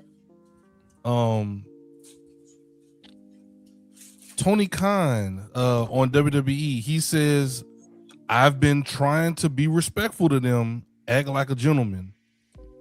This was during the ROH Supercard of Honor post show. Tony said that I saw something today, and it's just a report. I don't know if this is true. It could be true, but there are lots of reports that have substance to them. But you never know firsthand when you're hearing third-hand reports. I saw a report that somebody in WWE is telling people, talking about AEW's next TV deal and talking about what we're doing. I was surprised by that. He continued that all I'll say is what they said could not be further from the truth. They are entitled to their own opinions. I've been trying to be respectful to them and trying to conduct myself as a gentleman. For them to go on the background and spread these things, I'm gonna turn the other cheek. Maybe a couple of years ago, I wouldn't have done that. Tony Khan said, all right, now, like, I'm trying to be man, Tony, motherfuck that. No. See, here's the thing. It's a bait. What do a bitch want more than anything? What do a troll want more than anything? They want you to get you out of your element. They want you Engagement. to be upset. They Exactly. want engagement. They want What attention. do I always keep telling y'all? Never give a bitch too much life. Let them die slowly. WWE is on life support when it comes to attention, right? Motherfuckers gonna get WWE attention regardless, right? And WWE is going to continue to keep falling on their face. I will not fight fire with fire. That is what WWE he like, you wants. got it. And I'm like, yeah, you got it. Like today, I'm sitting up here and I was saying like John Cena is a fucking, like, he's a colonizer. He's a culture vulture, just like what's it, Justin Timberlake. Like, this motherfucker literally takes shit, but then don't want to give shit back, right? And the same thing with WWE. WWE is doing everything in their power to throw AEW off their game because they know that this is literally going to be the second year that AEW is going to be the promotion of the year. What has WWE done since the start of 2026 that was worthy? That we can say, okay, they're on the right track. They haven't did shit at all. So now they're going around spreading rumors. I'm not going to give you that energy. I'm like, oh, okay, if you want to believe in that, that's fine.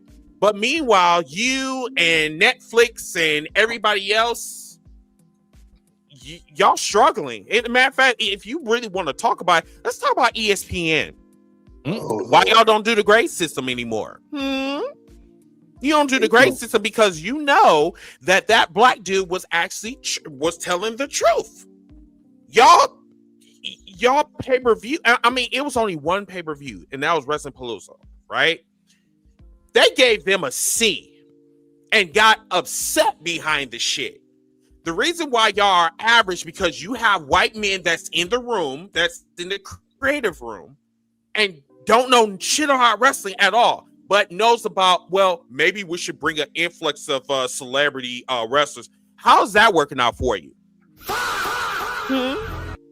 Good. Exactly. So when you tell me that a motherfucker, a bitch over here, excuse me, potential sponsors, I have to cook for a second because WWE has been doing way too much shit and we don't talk about it, especially their so-called followers. So WWE sit up here and spread rumors and all this other BS, but not paying attention to their dirty ass fucking house. And I'm getting tired of it personally. Why are you spreading rumors? Why are you worried about my company? You supposed to be this profitable company or whatever that everybody glorifies, but then you sit up here worrying about little on me. Why do I make your ass itch? You can't find the right cream? Well, that's not my problem. Maybe you should find the STD. Maybe you should find the person that gave you that STD. You know what I'm saying? But I digress. I'm sorry I was being very graphic, but WWE is not the big company anymore. And people need to understand that.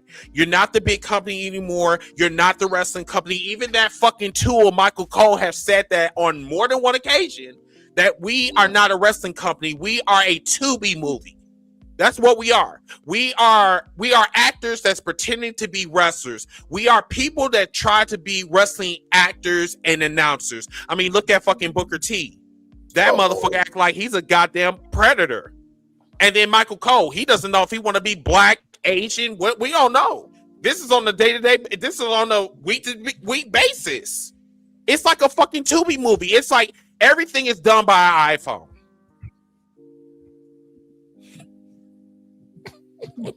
But I digress. I land my plane. So, goddamn. Follow that, Tone. Sorry. Listen, Tony. So we know from the early days of AEW, Tony Khan thought that was a smart move of fighting back, and you throw a rock, I'm gonna throw a freaking brick at you, type of shit, But this is what I mean by Tony. Fuck that. Tony, do what you've been doing. You've been winning by just outperforming. So they want to, if someone want to spread rumors, fine. Spread your rumors. If that would keep you up and wake you up in the morning, what I'm going to do is make money. and give out the best product. You want to see wrestling? You can come to our place. Hey, we are partners with other companies that also wrestle. If you want to go there, but if you want to spread rumors like this is high school all over again, and you the Mean Girls, fine. But if you saw the Mean Girls, what happened? Just be careful. Be careful. All right. WWE, y'all haven't had nothing like this in a long time. I don't think y'all know how to act. Y'all forgot y'all was at AEW at one time. Wait, what was that? How dare you? How dare you? Oh wow! He put a disclaimer in the comments, boy. How dare you? And you up there typing all fast and shit, like nigga. What? Well, at least we didn't hear it this time. You know, typing all hard. He didn't have to. He was typing hard and shit. You know that's called keyboard rage right there. You know how some of these like gamers be raging and shit. That's Mid-South. He was like, I'm gonna make sure the following topics and opinions is not reflected on the panel. I'm like, okay. At least it's not hard. It's not all caps. You know. Think of the sponsors. Think of the sponsors. The Mid-South. Think of the sponsorship. No, but Enforcer, look at that face. He like, bro. Tony like, bro, I could eat you right now. Over this, right? like you think it's coffee in that mug? You think it's coffee in that mug? No, I would like. I think it's some tequila or some shit like that. I'm tired of bitches. He's drinking some hen dog, like whatever, man. I would like to think Tony Khan is drinking coffee. That man ain't drinking no coffee, no late night. Period. Right. Well, this is my last news article, Enforcer. I'll keep you up on there, sir. I want to know what your thoughts is on this. Tony Khan, on the topic of Tony Khan, he also commented on the New Day joining AEW. He says, I cannot comment on that. He says, or I don't think I should comment on wrestlers that still have a contractual obligation. As I understand it, I believe they are still obligated, and I don't believe I'm allowed to talk about them or talk to them.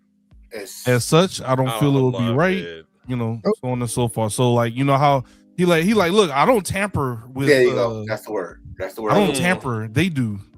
That's the word I'm looking for. He know the contract that they are, especially those two. The 90 days that he don't want to talk about it. That's tampering. Plus, Xavier Woods' name is talking about more about him doing a Tyler Breeze because he's friends with Omega. Yeah, he could still be the gamer guy for WWE, whatever. Which he didn't make no decision on that, as far as we know. Yep. But he said, and just to button this last quote up, he says the only thing I will say is I think they're great wrestlers. That's all he said. Now that man is cooking something. Yeah, man. Wait, he said nigga cooking something. Wait, how about this though? How about this? He says they're great wrestlers, but how about this though? He ain't the only one. That Swerve dropped some knowledge. The young bucks dropped some.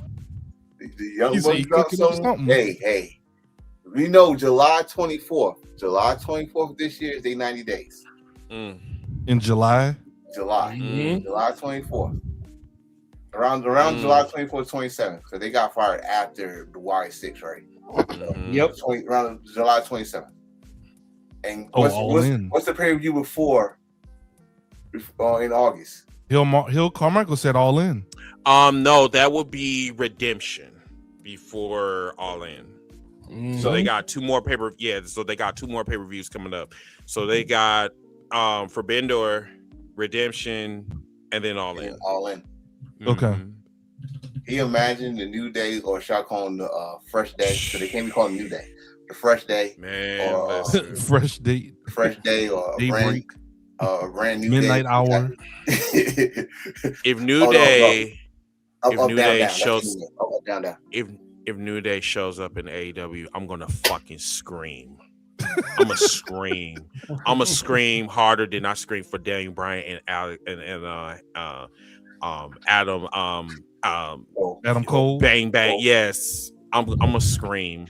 I'm gonna lose my voice. If it were to happen, you know, we're already news and rumors. If this were to happen, I believe Tony would do right by those.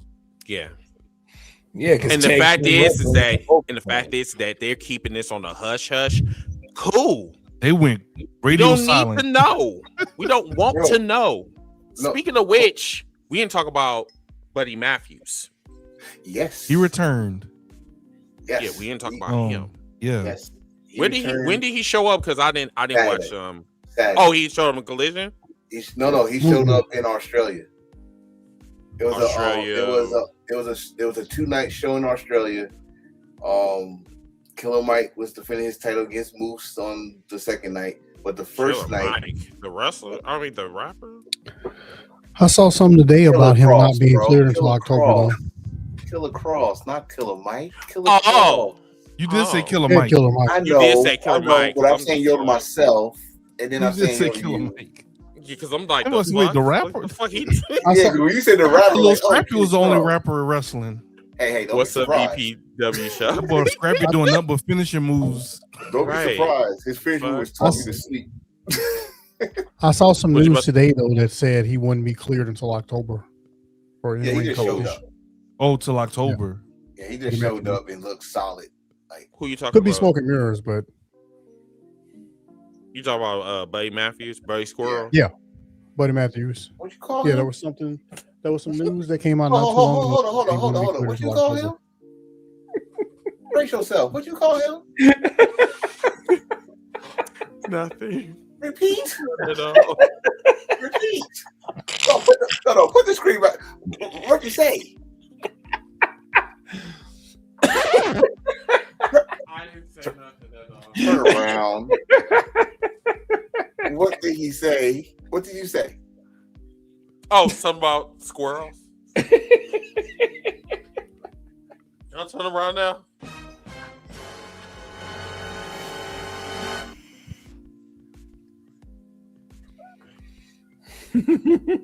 I just said that you need to watch out for your squirrels in your backyard. That's what I said. Does that jacket say And boys Voltron are on like, the back? nah, that's soundboard legend. Hey, what's up, EPW? I plead the fifth of what I said like 2 seconds ago because I'm not trying to look bad or like get slapped around by the muscle man. So yeah, not going to talk about it anymore. Thank you. Thank you. Early. I don't want the sonic rings knocked out of me. Early. Yeah. That's all I had, Chris. Did you want to get on to the Double or Nothing card? Sure. And I All said right, that boys. maybe Buddy Squirrel might show up at Double or Nothing. Hey, I mean, he's still good though. Yeah, I mean, right. Mhm. Pants. All right, we're we pull up. You are so silly. All right.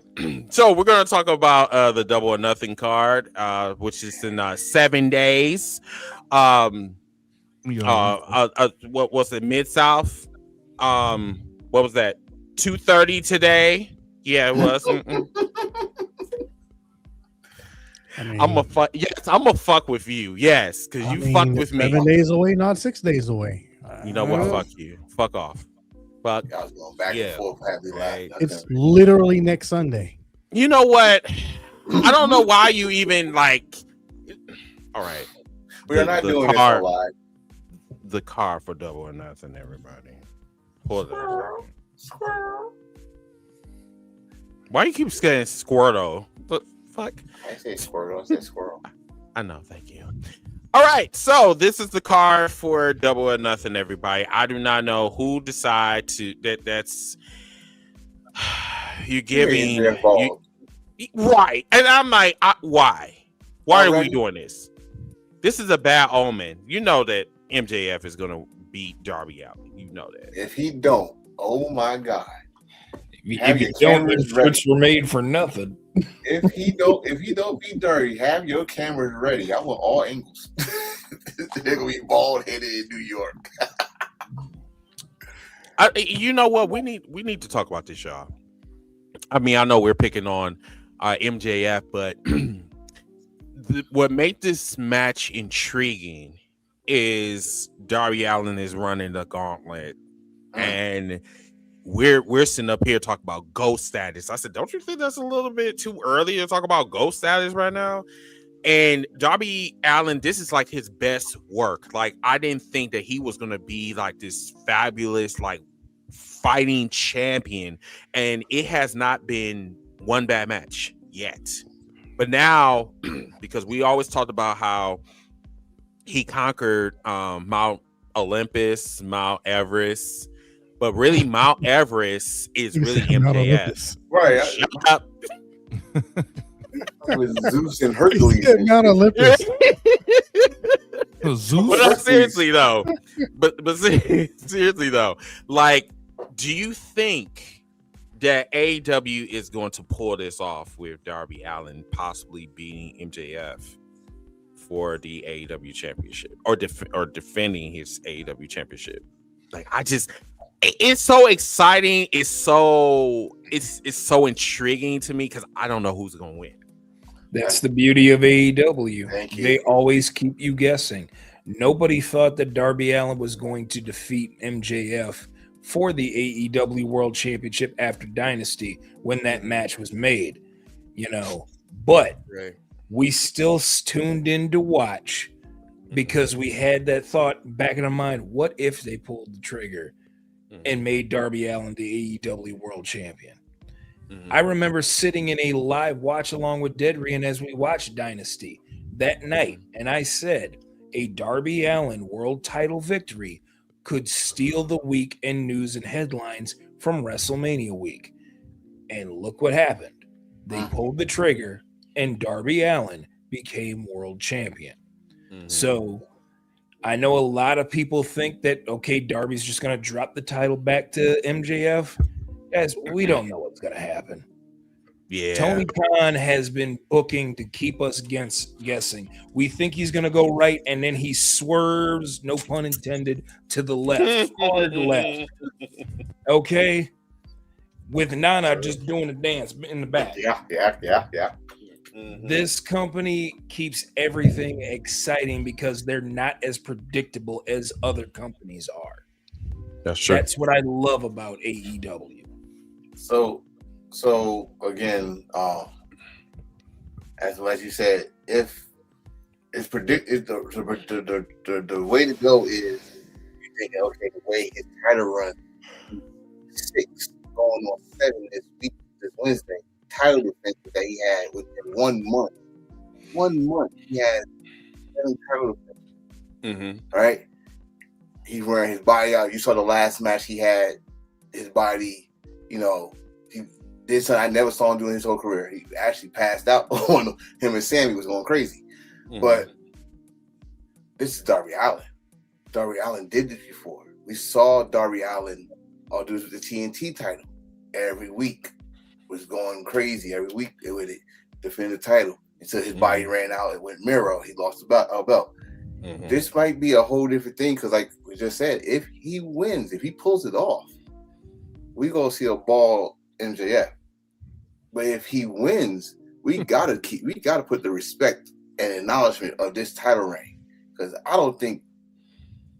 haven't seen nothing like this in a long time, that someone defended the title 7 times, 8 times within 1 month.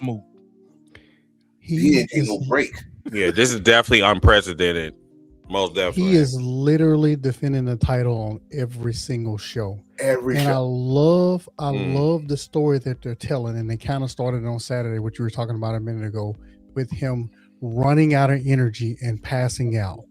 This is the perfect opportunity for them, because he's already the underdog, but for them to tell the story of his body breaking down so bad that there is no way he can win it. Halfway through the match, we all see it. MJF's going to win because Darby is just out of gas. But in the end, Darby retains. That's the story they need to tell, because this whole MJF being shaved bald, I think is just as big as the title match. That literally blew up on Twitter. It blew up on Twitter. So I'm hoping now, because I've said it plenty of times, I never believed in Darby as a champion. I never wanted to see him win the title, but they literally made me like him as champion. Me too. Like, he is a credible champion already. He's a pillar. Why? It's because he is just dropping banger after banger after banger after banger. And he's literally, they ain't handed him nothing. No. He's wrestling the exact same way, putting his body on the line every single match, wrestling the exact same way he's always wrestled. And I am 100% a believer in Darby Allin as AEW World Champion. He How can he retain? But you said, well, in the beginning of your speech, Miss Out, you said they were doing what? You liked that they were doing what? Oh, no. This. Just a touch of imagination and storytelling. Because every great day deserves a great story. Thanks, Chris. Yes, thank you. This is when I had hair. I need to do an update version. Yo, Ziggy. Oh, but I was reading Hill. Hill said he want Darby to have a long title reign. I don't want Darby to have a long title reign. I like what he's doing to the point. What's up, Aaron? It's going to be in the history books that Darby is the world heavyweight champion, and to like the route that he's going, it's not going to be a long title reign. Hell, the longest I wanted him to be champion was probably 3 months anyway. I even said when he won, like he could lose the belt the next week. The moment was that huge. That big, it was up there in AEW history, short history. You definitely put it in the top 10 moment, right? And then Ziggy, you said something. He's a pillar. He's one of the guys that day one. Had to remind them, bro. Day one guys that everybody probably thought he was going to be just a mid Carter. The highest he probably goes is the TNT title and an international title. I don't think a lot of people actually saw the world title in his future. He's in the history books now. He's in the history books of everybody that won that title. But you know the crazy thing is, and like I said, I don't want to make comparisons, but this is what a real champion looks like. This is when you talk about the champion of champions, like this is your face of the company. Darby Allin is that. He's been that for the last 7 years. Like he was one of the ones that was built in the back. He was the unlikely champion. He's basically your Mankind. The only difference is that the man is young, athletic, incredibly fast, and the man like loves AEW like a motherfucker. Cody Rhodes really should take some notes. And I'm not saying this to be disrespectful. Yes, I am saying this to be disrespectful. And I really mean this to the bottom of my heart. When people sit up here and talk about, well, you know, he's the champion and he's this, and I'm like, there's you can say he's a champion, but is he actually doing it as a champion? Because Darby is doing this every fucking week. And it's not letting go off the gas. He's not taking his foot off the gas at all. So that's all I really wanted to say. I didn't want to, you know. So it's something you just said. Darby, you said Darby looks like a champion. I don't know what a champion looks like, except for the champion got a belt. The champion is the man. That's what a champion looks like to me. He got that belt. He's the man, right? Cody. He's that company's champion. That their company is the baby face that can do all the media, all that stuff. That's their champion. And when he can't do it, that's when that secondary belt come in, right?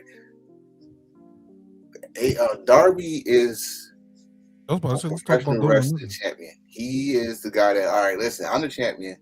You go see me defend this title. You don't have to wait a whole 30 days and pay-per-view to see me defend this title. You go see me defend this title on Wednesday. You go see me defend this title on Saturday. You go see me defend this title twice on Wednesday. We got to do a Dynamite and a Collision. I would do it. And you just like we said when you first won it. That remind me of when Mankind won it. Mankind, everybody don't remember this. Mankind first title events on title reign. Vince was making him defend the title every week. He was. That's what trying to get it off of him. Right. But there's the difference because there's no authority trying to take the belt off of Darby. It's Darby saying, listen, I'm going to do this till the wheels fall off. And the wheels might fall off next Can I Sunday. answer you? Can I answer you? Yeah, go ahead. I want to clear myself up because I've said this 100 times. Yes, sir. When I say you don't look like a champion, this is ultimately what I mean. It goes back to me saying, are you a main eventer or were you just put in the main event? Can I see Darby Allin winning the title again? That's what I consider a world champion, a main eventer. The answer before he won the title, no. The answer since he's won the title and defended the title, I can absolutely see Darby Allin as AEW world champion again. Darby Allin is a main eventer. And in my mind, he wasn't a main eventer before then. So he needed to prove himself. Yeah. To me, just in my eyes, which I'm just a fan. So after now you're seeing his body of work. Now you're convinced that he belongs in the main event. Anybody can be given the world title. Everybody can't be a world champion. True. That line you just said remind me of what they did with Kenta and Noah. When Kenta, as a junior heavyweight, won the GHC title, they said, "Hey, you lost your mind." Putting a junior as a heavyweight champion, and Kenta went out not like Darby, but he made believers. You lost your mind. Darby, for any doubters out there, is making a lot of people believe. Now the thing is, again, Sunday, we don't know. If he retains, we're gonna see a ball MJF. If he loses, what a hell of a run. But can you see Darby Allin as a multi-time champion, or we just say, hey, at least you can say one time he was champion? Nah, he's proven himself that he belongs. I hate to say this, but I'm gonna draw a parallel. Finn Balor. Where? Hadn't even sniffed the title. I mean, he was Universal Champion for like 24 hours. That's right. And he hasn't sniffed it since, and nobody on here thinks he's going to be champion again in WWE. Not now. Too late for that. Yeah. Samurai, what's good, man? It's too late for that. Good, Joe. I mean, unless you count his NXT, I mean, I doubt anybody does. He's still talented. It doesn't have to be too late for that. Yeah.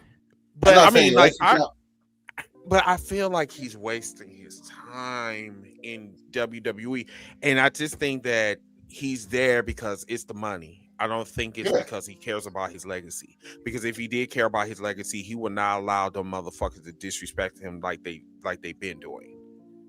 Like comfortable. Yes, and it's very just nerve-wracking that this man know how to wrestle. Promo wise, I'm not going to even speak on that, but his body of work is great. He's a good promo. Oh no! If his promos was New Japan, he's doing great. In WWE, he got to be PG. But my thing about legacy is about what you remember about the person more than what they're doing, right? We're gonna remember Finn or Prince Devitt's legacy. Right now, he's at this age where he won't be. Whoever remember his legacy, his New Japan, whoever run. You don't have to always just think about his WWE run. Yeah, us. But the thing, see, that's the problem that I have. We can't skip over that. Like, his legacy is his legacy, right? Yeah. So it's his best times was literally outside of WWE. Once he got into WWE, I really feel like what Ricochet said about WWE, they literally destroyed his passion to wrestle. And I think that's where Finn Balor is. I can't speak for him, but just looking at the body language, just looking at everything I've been seeing for like the last 10 years, he is not the same person when he entered WWE. He's just not. This is what I mean about legacy when I with him. I mean, like you said, you can't forget that he was in WWE. You can't forget most of his good times happened in NXT. Mostly all his good times in WWE happened in NXT. But that's like people when I could do my comparison. If I say Michael Jordan, you go tell me you gonna remember his Wizards days or you gonna remember his Chicago Bulls days? I'm gonna remember it all.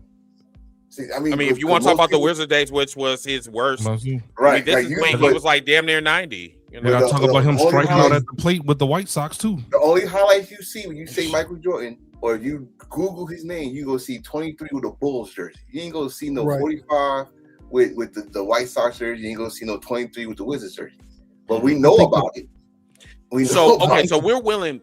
So here, Carmichael, you said that Finn Balor's legacy is in New Japan Wrestling Bullet Club. So we're willing to talk about the good, but we're not going to talk about the bad.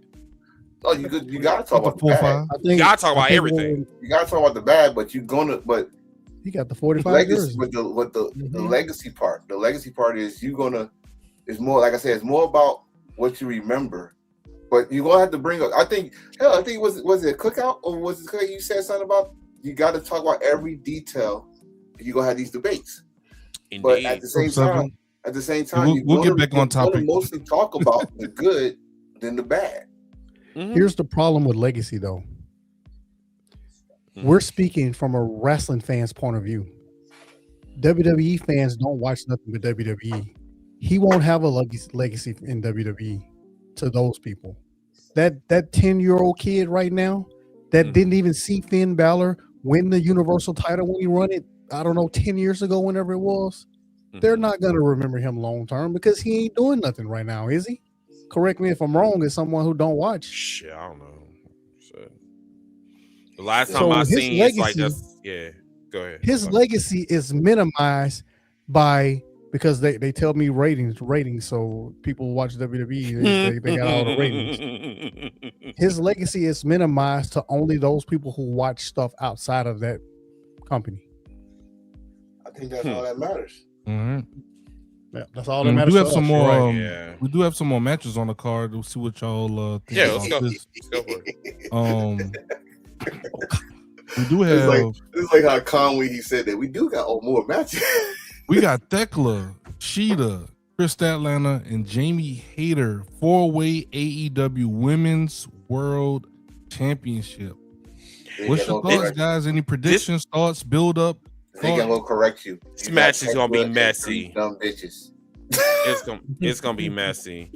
It's gonna be Sheeta and Chris Statlander. They're going to fight it out. I got a feeling Sheeta's winning this.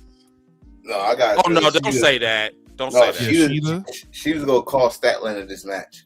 She was gonna Sheeta's the one that had it the most out of all women, right? Yes. No, he being the agent of chaos. Yeah, most rings. No, she's tied. Yeah. She's tied with. She's tied with. No. I'm sorry. She's second. She behind. Yeah, because Tony Storm, she a 4-time. So Tony Storm passed her up. Okay. Right, but Sheeta held it the longest. She had over. So I'm saying like Sheeta. People forgot she was about the COVID champion. Total combination.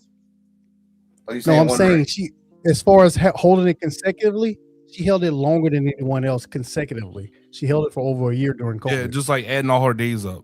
I thought Tony had it for over a year. No, it don't matter. Nah. But she have had more title reigns though. Yeah. So far. Yeah. Including her interim.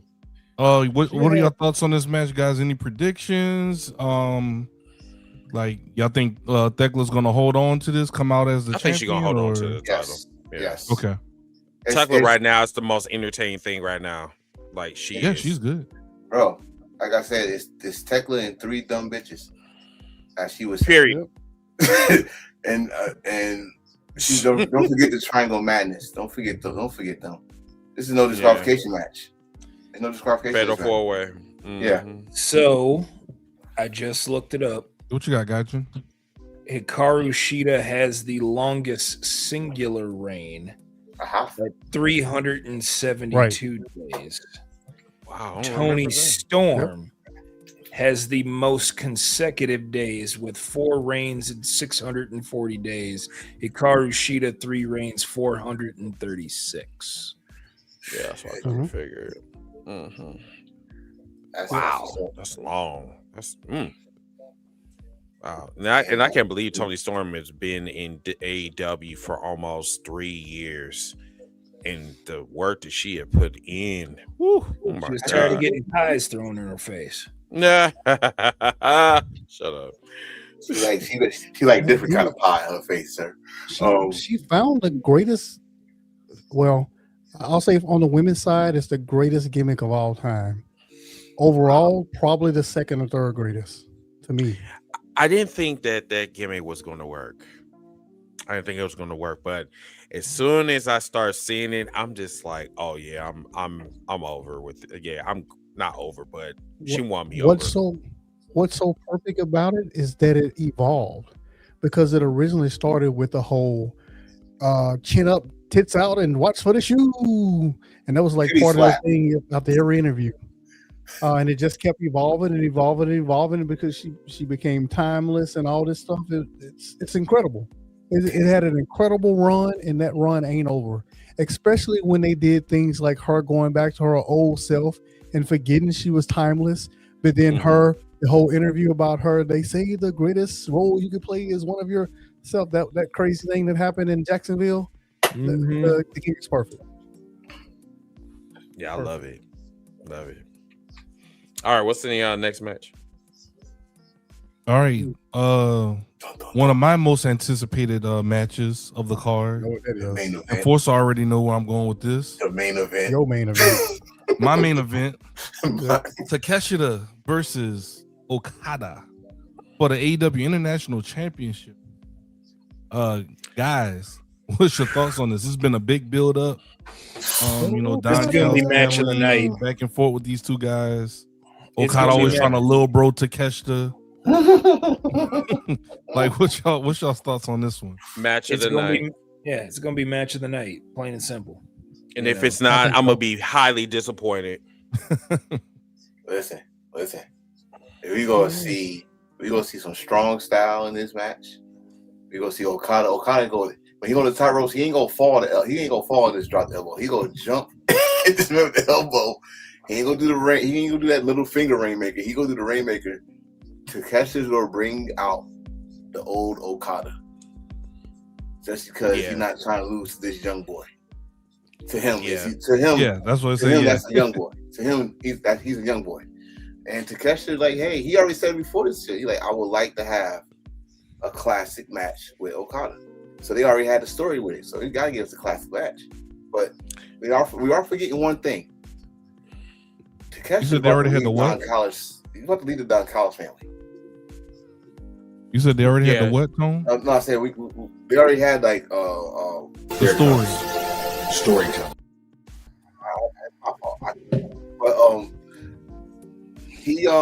But I'm not gonna forget that Don Callis, if he beats Okada, this might be the last night we see Takeshi with the Don Callis family. That's why I think, unfortunately, Takeshita might lose. But if I could just be a mark for a second, I need my boy Takeshita to win. Because he's already took a L already at a pay-per-view with Moxley. And like, I can't have my boy take another L. He already lost the Okada. If Takeshi wins, I'll run into you for a high five like you did all in. I'm gonna run to you. If Takeshi wins, so just give you that. You will not embarrass me. Do not be running on your skates, giving people high fives and shit. Nah, I'm gonna be doing some hugging. Fuck that shit. Trying to be on a documentary like Mid-South was. Shit. I know, right? So, you didn't even know that nigga either. You know. Gotta find that. What's your thoughts, guys, of this match? I've already said it's gonna be match of the night. I believe the scoreboard rings out Okada 1, Takeshita 0 due to their meeting at World's End. So this is gonna be the big one. However, I can also see the reverse of what Enforcer was saying. If Okada loses and Takeshita wins, then why not have Okada leave the Don Callis family and subsequently turn babyface? And we get the Rainmaker Revolt, which is something that everybody has been asking for. But even though this Okada is very entertaining right now, who's to say? I mean, we got a glimpse of the old Okada at Wrestle Kingdom when he retired Hiroshi Tanahashi. So who's to say? This is the part of wrestling. This is the part of the IWC I like. I like the fantasy booking pay-per-view that's ensuing, that's coming up. I like this. I like this. They want the Rainmaker back, huh? They want the Rainmaker back, huh? Next match I have. We'll have Gaijin stay up on the panel right quick.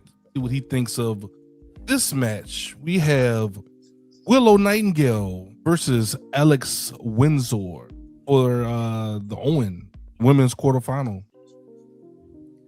I see Willow winning this matchup for sure, but Willow. Also, this could be the one women's match that could also steal the show as well. That's true. Women's been putting in that work. I don't know why people been getting sour on Willow lately, bro, but Willow's one of those anchors. Willow's been exciting to watch, and her reign with the TBS title has been great. I've enjoyed watching it. It's like I just said, I think this will be the women's match that steals the show.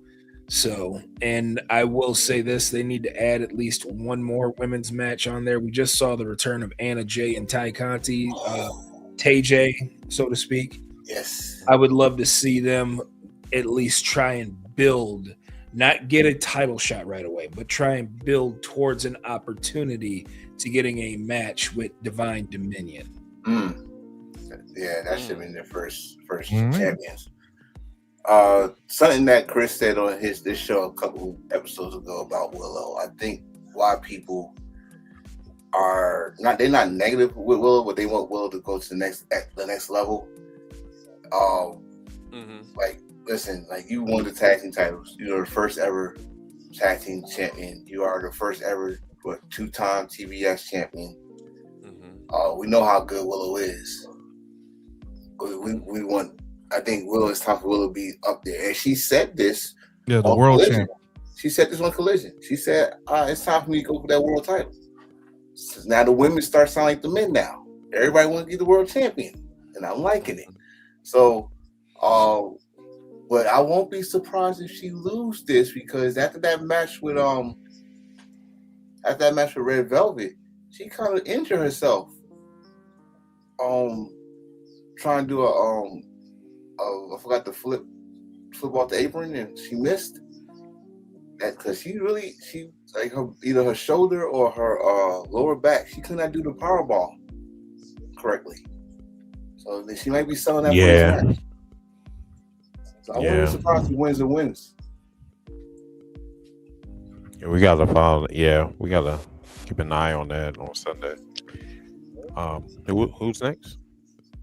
Next one, I'll leave Enforcer up. Get your thoughts on this one, sir. We got Cage and Cope versus FTR featuring Stokely, scowling on the outside. I love that picture. Why he looking like that? Stokely in the top corner. You don't get no holes. Yeah. You don't get no holes at all. For the AEW World Tag Team Championship in an I Quit match.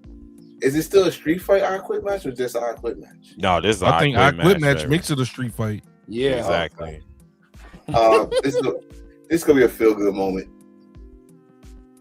CNC gonna win. It's gonna be a feel good moment. CNC. Yeah, especially in New York. Especially in New York. CNC. Yeah. Mm-hmm. Stokely just looking over there like he's saying, "I'm short, I'm bald, I can't get over hose." I've been struggling my whole life. You raggedy bitches. It's holy, yeah. That's what he's saying. You raggedy bitch. A holy man that can't get no hoes. It's crazy. That's unconstitutional. All right. No. Miss, thoughts on this one? I don't know if we heard from you.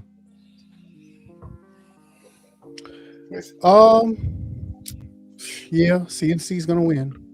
Okay. I guess that's about all I got. Yeah. I can't wait to see it. Wow, with so much emotion, yo. So yeah, TNC gonna win. It is what it is. Yeah. All right. It is what it is. All right. We'll keep Miss South up. We'll rotate to the next match. Swerve versus Bandito for the men's quarterfinal of the Owen. Yeah, I love the setup. What's your thoughts? I love the setup for this match, especially since they took it over to Ring of Honor since Bandito wrestles on both shows. Right. personally, I want Swerve to win the Owen, so he has to win this match first. The only issue is Brody King may get in the way. Not saying he's going to get involved in this match, but if Swerve wins, he'll have to face Brody next. So, will he beat Brody again? I don't know, but I can't wait to see this match because Bandito actually, you know, if I'm excluding the Hangman World Title win last year, probably my favorite match of the year was Bandito versus Takeshita, which we saw live on that Ring of Honor pay-per-view in Dallas. So I'm expecting a great match. I'm hoping Swerve wins. All right. We just sleeping on Gaijin, what's your thoughts, sir? I am anxious to see it, number one, mainly because, you know, Swerve's one of my favorite wrestlers. And Swerve versus Bandito, I mean, Mid-South brought it up earlier. You know, Bandito and Takeshita, really awesome match. Just imagining what these two will put into because they're such great workers. You know, we said that Okada versus Takeshita is going to steal the show. I think Swerve and Bandito may say, "Hold my beer and watch this."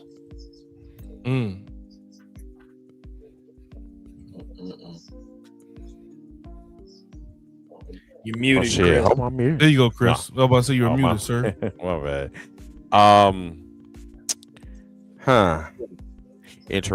Interesting dynamic that we have here. I feel Swerve is gonna win. He's gonna play dirty, and I believe he's gonna fuck up Bandito. But it's not gonna be easy. I can definitely tell you that it's not gonna be easy. But yeah, I see Swerve winning. All right. You okay? You need some water? Stadium Stampede. Jericho and the Hurt Syndicate versus the Demand and the Don Callis family and the Dog. It's gonna be pandemonium. But who do you all think is gonna come out on top? I think it's Jericho. Yeah.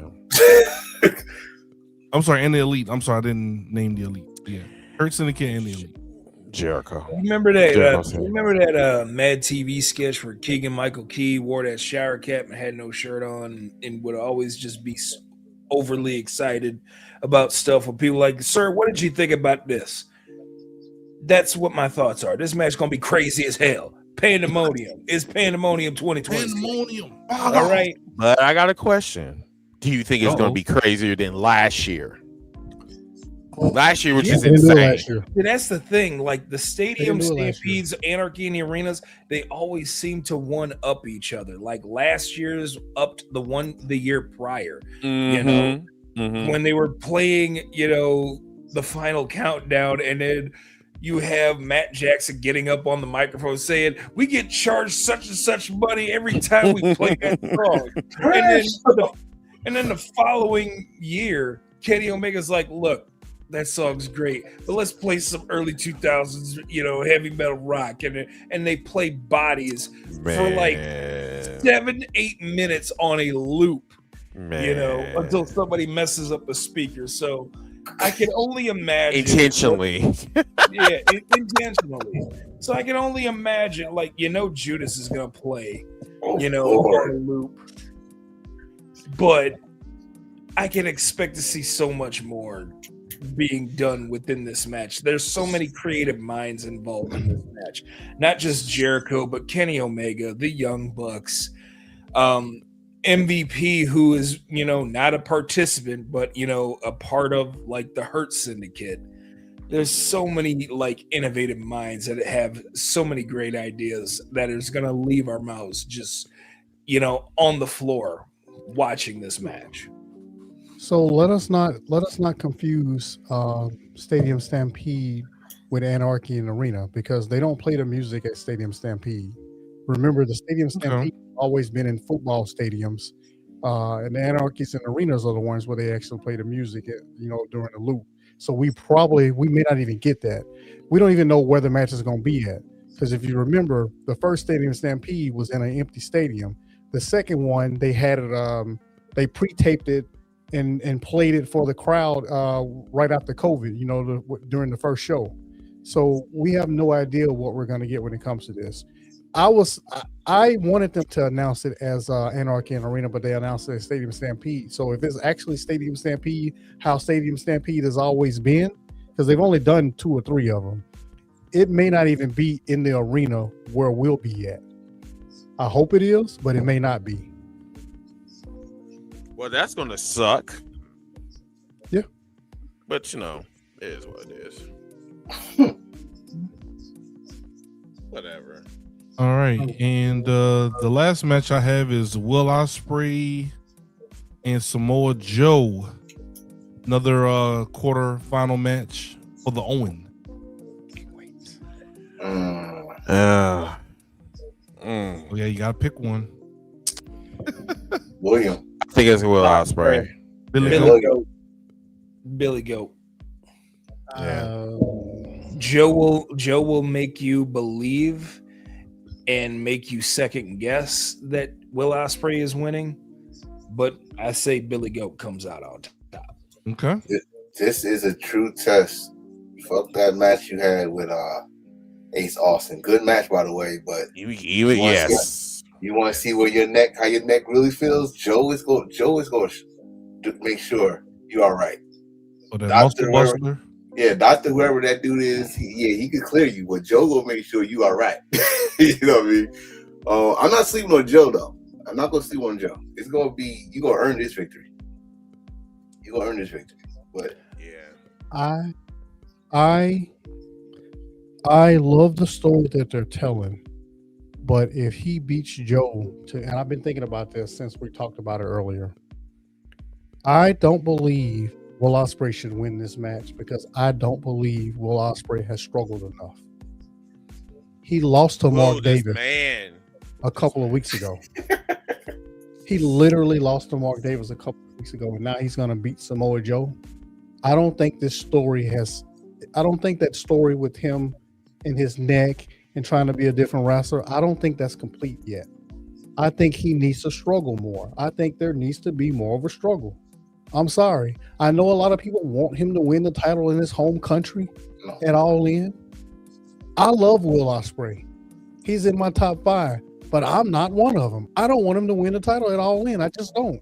I don't even want him to win the Owen. I want Swerve to win the Owen. I think you're very bitter, and I think you're borderline being racist towards him. I don't think you like Billy. I don't think you like Billy Goats. I think that's what that is. Wow. I love and I feel it. Yeah, I think you are lying to me and everybody else. When you see me yelling Ospreay during his entrance on Sunday, I'm not going to see you, sir. You're going to be all the way in the front row. No, I'm not going to be on the front row. Okay. No. You're going to be ringside. I thought about moving up there, though. Oh, you still got... Oh, wait, it's sold out. Never mind. Yeah, it's sold out now. Yeah. Anybody that's he's in large couple of He's in large couple of listen, man. I first of all, I love this match because it's 2 different styles, and like I just said, Joe gonna test them. But go back to what you just said. You gotta remember one thing. Will is in a situation that I never saw nobody in a situation before. He's in 2 storylines in 2 different companies that's intertwined at the same time, right? Because I know the United Empire got something to say after what happened this past week, but he's trying to change his moveset. He's trying to wrestle like Kushida, by the way. That's what I wanted to say yesterday, light skin. He was trying to wrestle like Kushida by working on the arm. Oh, the Kimura lock. Yeah, with the Kimura lock and stuff, the hoverboard lock and stuff like that. And like I said, with Joe's gonna be that one. All right, we're gonna see if you're ready or not. But if you want him to suffer, you want Will Ospreay to suffer. This would be his. Let's say he wins the Owen, and he do get the title shot in London. This would be his second ever AEW title shot, and to lose at home, you don't think that's suffering enough? In Wembley, when he's undefeated, where he's undefeated in Wembley, by the way. You want me to answer that? That's suffering. Let me tell you why I don't consider that suffering. Why? Sure, it'll be a sad story for him not to win. But that literally means he wins and wins and wins and wins until he gets to All In. You're saying you want him to, he just beat what's his name the other day, so now you want him to win Sunday and then win again his next Owen match and then his next Owen match and then win the champion, the trophy, the Owen trophy, and then go to All In. That ain't suffering at all. Well, what did I just say? What was I just say? He's intertwined with two storylines, right? He just won Hater. a 6-man title. He just won a 6-man title, so he won. Then he won again. So he already won 2 matches in a row. I'm counting the New Japan match because again, it's 2 stories going on at one time with one guy. So he won a 6-man titles, and he just won this match, his first match in AEW, which again was a good match. Shout out to Ace Austin. But now you about to face Samoa Joe, who's already pissed off because he's still pissed off because he lost his belt to MJF in the way that he lost his belt. And this is like, I think, the first opportunity for Joe even to get a shot on the road again, a title shot again. So it ain't gonna be no easy cake for him, especially if Mark Davis, the guy that he lost to that you brought up, beats Jungle Jack Perry. And he's waiting for Will Ospreay, the guy that pulled him out. Revenge. Hate. We know. I think that's the card, fellas. All right. So everybody, this was a damn good show. We're gonna wrap it up with final thoughts. Get you guys out here. Final thoughts. I'm first. Holy shit. I don't really have much to say except for I can't wait to see Mid-South Ziggy for the first time and have a good time with the fellas next week. My brother light skin already told you got homework assignment. You are in charge. Wish you would have been there, but screw your job, by the way. But can't wait to see everybody there. Can't wait for Ashe Wrestling's on that Saturday before Double Nothing. On the Super Juniors is doing good. Y'all want to know. And again, we talk a lot about fandom and all this stuff, but at the end of the day, love what you love. Wrestling is not gatekeep. All right, you love what you love, but like Miss South said earlier, don't tell me what I need to love. All right, that's the one thing you're not gonna tell nobody up here on this panel. We go like what we like. We gonna talk about what we like. We gonna support what we like or love, and that's just the bottom line to it. Now, if you want to go in that era of debating us, well, don't want to go there with Mr. Dilworth, though, because your feelings gonna get hurt, and then you gonna try to then block, and we're not having that. We're not having that. Our sponsors love us. Well, can't wait to see y'all next week, brothers. I'm done though. I'll be quick. So I'm watching over here on my side screen. I'm watching myself celebrate on that Hangman documentary that y'all were talking about. And the reason why, I'm sorry, I gotta go. The reason why I was so excited is because right before me celebrating like that, I'm not gonna walk you through the entire thing, but in a nutshell, the collision before All In, Swerve and Hangman, if you remember, were in the back. And Swerve kind of halfway apologized and said he messed up and all that stuff, he kind of leaned toward he wanted Hangman to win and all that. But then during the match, Swerve came out with the chain, threw the chain into the ring. Hangman took the chain, hung Moxie over the ring. Moxie taps out. Quickly. The camera pans over to Swerve, And everybody remembers that gif of Swerve with his arm crossed, with the gold thing around his that. And then from there, the best thing in pro wrestling happened when the match was over. Not the match. I know we always talk about how we love wrestling, but you know, the storytelling is what a lot of folks have focused on in the last few years. The best story in pro wrestling in 2025 was when Hangman opened that briefcase, held that title over his head, and everybody in that arena either shouted or cried. And I'm not gonna say which one or two I did. You already did. I clipped it. Remember? Yeah, we already got it. So don't worry about it. Was there? That's right. So I will never, ever in my life forget that moment.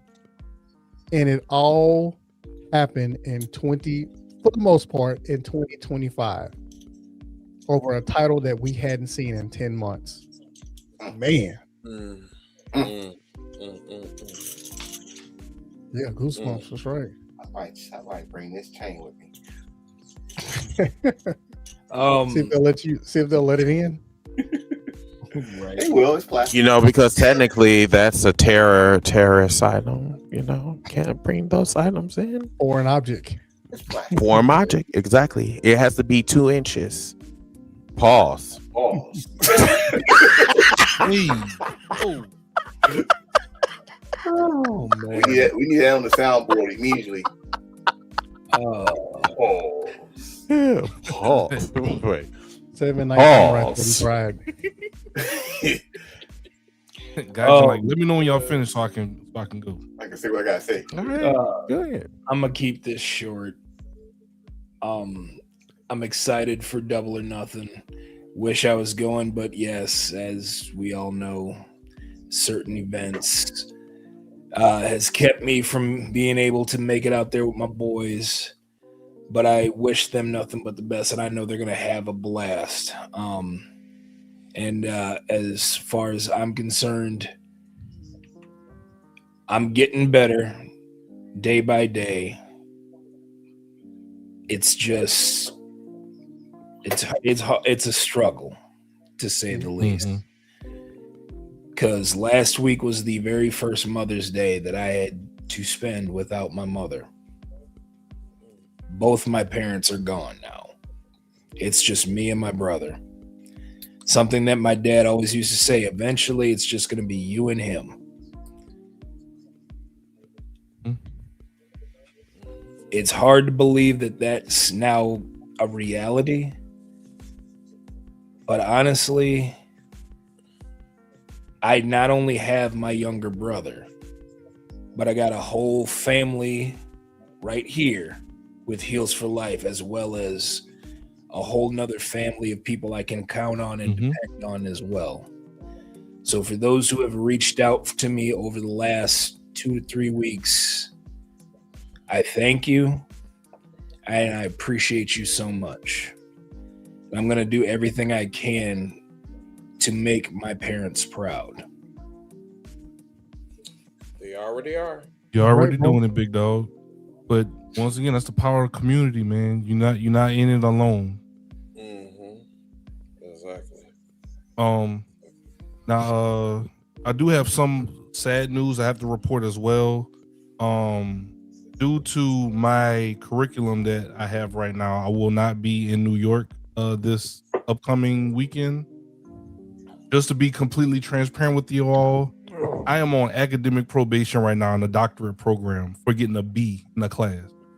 They don't play with B, and so I got to lock in. I had a talk with my academic counselor, and we got to get this shit back on track. So I got to lock in at the end of this month with my exams and start my dissertation and everything like that. And I will be with my boy Light Skin in the stands and cheering y'all on. Now, you know, do I want to do this? No, but you know, I gotta stay focused, and I know that I'll be able to catch the next run.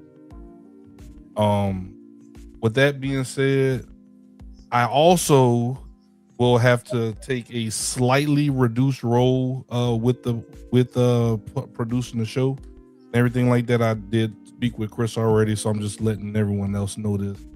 I'm not going away for a long time. I'm not leaving the podcast. I just got to lock in, if that makes sense. Hopefully everyone will understand. But yes, that's all that I got for right now. I'll still be here to help on the back end with everything. Is just being present on like the weekly shows, right? And it'll be a little sporadic here and there. Okay. Until we get things back on track, then we'll pick up like nothing happened. But just gotta, be upfront with everybody. That's how we do things. Definitely appreciate it. Cool. And then Chris.